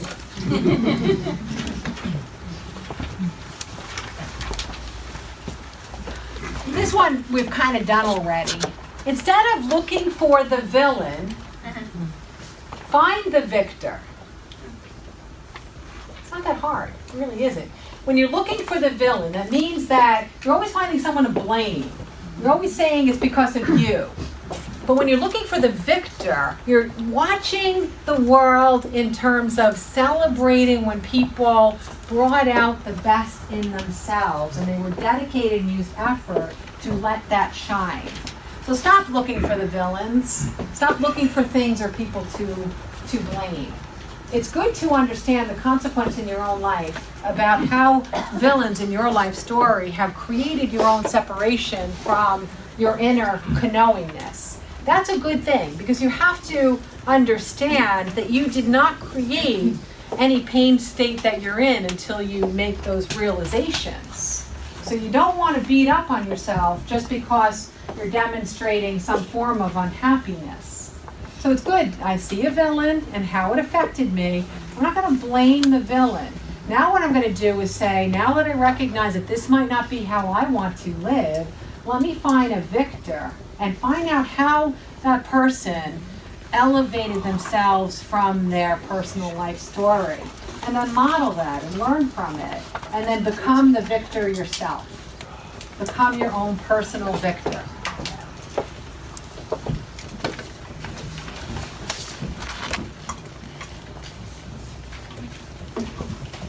This next one is very, very easy because we've done it in multiple letters already, but by the time we get toward the end of the year, it's probably a good idea to take another peek at it and look at it one more time. But don't look at the world and your life through weary eyes. Look at the world in wonder. Don't be weary. Be wonderful. Be full of wonder. I like the wonder is one of my favorite words because it really helps us to remember to feel awe. And if it's the one thing that can get you out of a weary spin cycle of the sameness or negativity or being trapped in relationships that aren't supporting you or a job that's not supporting you or whatever it is that you're trapped in, it's definitely wearisome. So instead of peeking at that over and over and over again, find something to feel wonder about and wonder about it. Our imaginations are slightly underutilized in this lifetime, but wonder is the pathway to open up imagination so that we can see ways out of that which is creating weariness in us. So wonder. Okay, so I hate this house and I can't afford a new one. I wonder how I could get a different house, or I wonder how I could make this house one that shines for me. You start with the wonder, and you start with the curiosity, and the other things are just details. But if you come in and say, I hate this house, I've always hated this house, he has a better house, I'll never have that house, it's wearisome and it's going to continue that which it is that you are claiming to not want. I want to make that expand. So have more wonder, more awe, more curiosity, and less wearisome. I know you're saying, what did she do with the X? I know some of you are actually feeling a little bad for me right now. Right? No. Zephyr. Listen, okay, I'm allowed one cheat. One cheat. We want no x-rays and no xylophones. So I'm giving myself one cheat. We're gonna do the big X as the sound. Okay, give me this one. I promise you I'll make it up to you in Grenada. All right, so we're gonna move away from X. We're gonna move away from excess. And we're going to move toward expunging. Okay, give me the cheese. Give me the cheese. We're going to move away from excess and move toward expunging.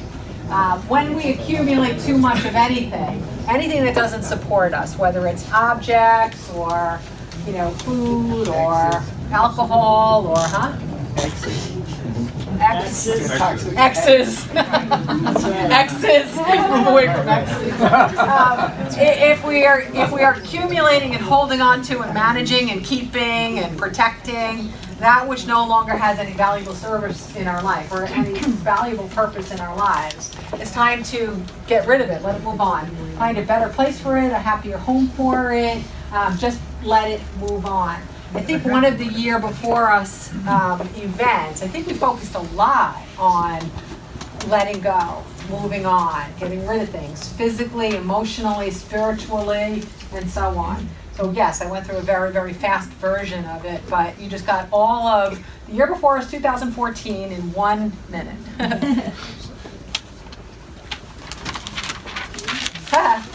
This is a word I say all the time. I always say the word yummy. I like yummy, and I don't like yucky. So just move away from yucky and move toward yummy. Okay? Pretty easy, right? Yeah. Move away from yucky and move toward yummy. I did it, right? I only have one to go. I did. I even nailed the Y. Or your guides nailed the Y. I know there's probably more profound things I could have done by then, but I need water. Okay. Turn away, everybody. All right, what we're going to do now is, because this one's important, you're going to be like amazed at how Z could be so good. Yeah, okay. So what we're going to do now is I'm just going to invite Darian and Samantha to come up and perform their song though before we run out of time.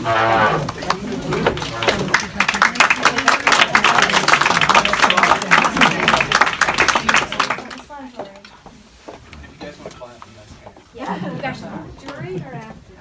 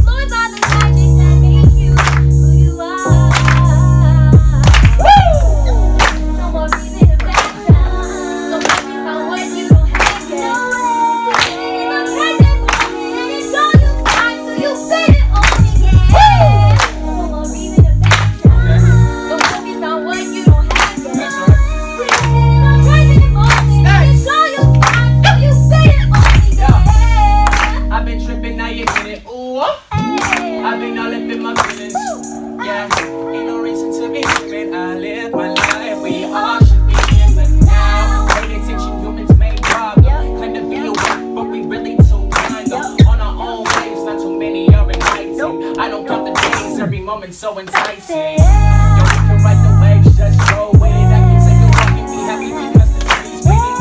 You tell me how to roll, breathe, slow flow. 2 minutes, moving too fast, just need to know.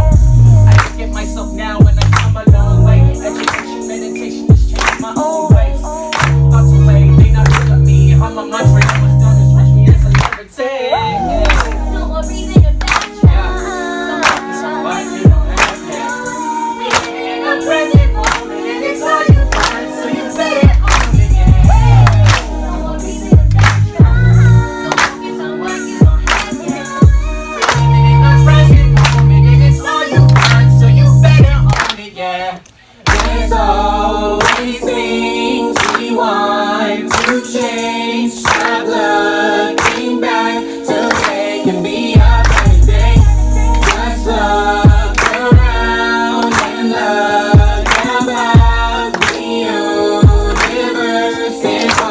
Filling us with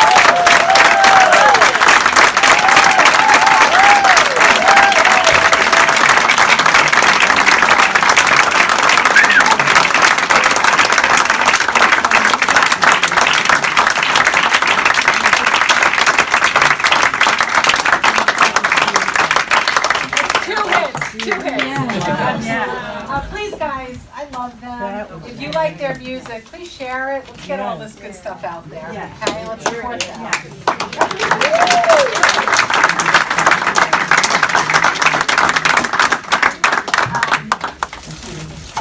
Okay, so the last word is Z. The last word is, we're going to be moving away from zero. Zero is looking at things through the lens of what is empty, the lens of what is not there, the lens of what it is that we don't have. It's moving away from zero and moving toward what we really want, which is an appreciation again of the abundance and the surplus that is in our life. So again, this is a little bit duplicative of some of the other letters, but what we're going to add this year is zest. We're going to add zest to this year.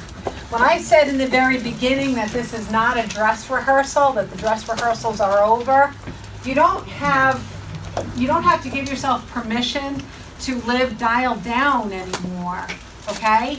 You didn't come here to be invisible. You are not invisible. You are clearly not invisible. So dial up the zest. Dial up the zest in what you do, what you focus on, what you enjoy, what you explore, what you examine, what you say, what you create. Dial up the zest in your life. We are not meant to be boring, and we are not meant to be living at a sum zero. So this year, I am so appreciative of you all participating with me.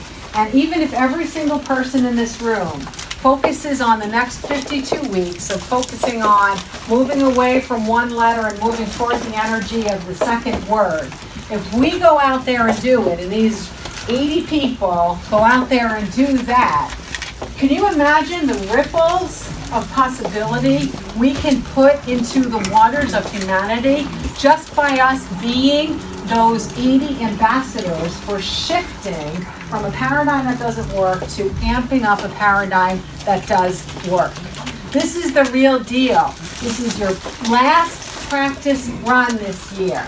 Because 2020 and the energy that it brings is coming whether you sit back or you engage. So I look forward to seeing you all in Grenada, and yes?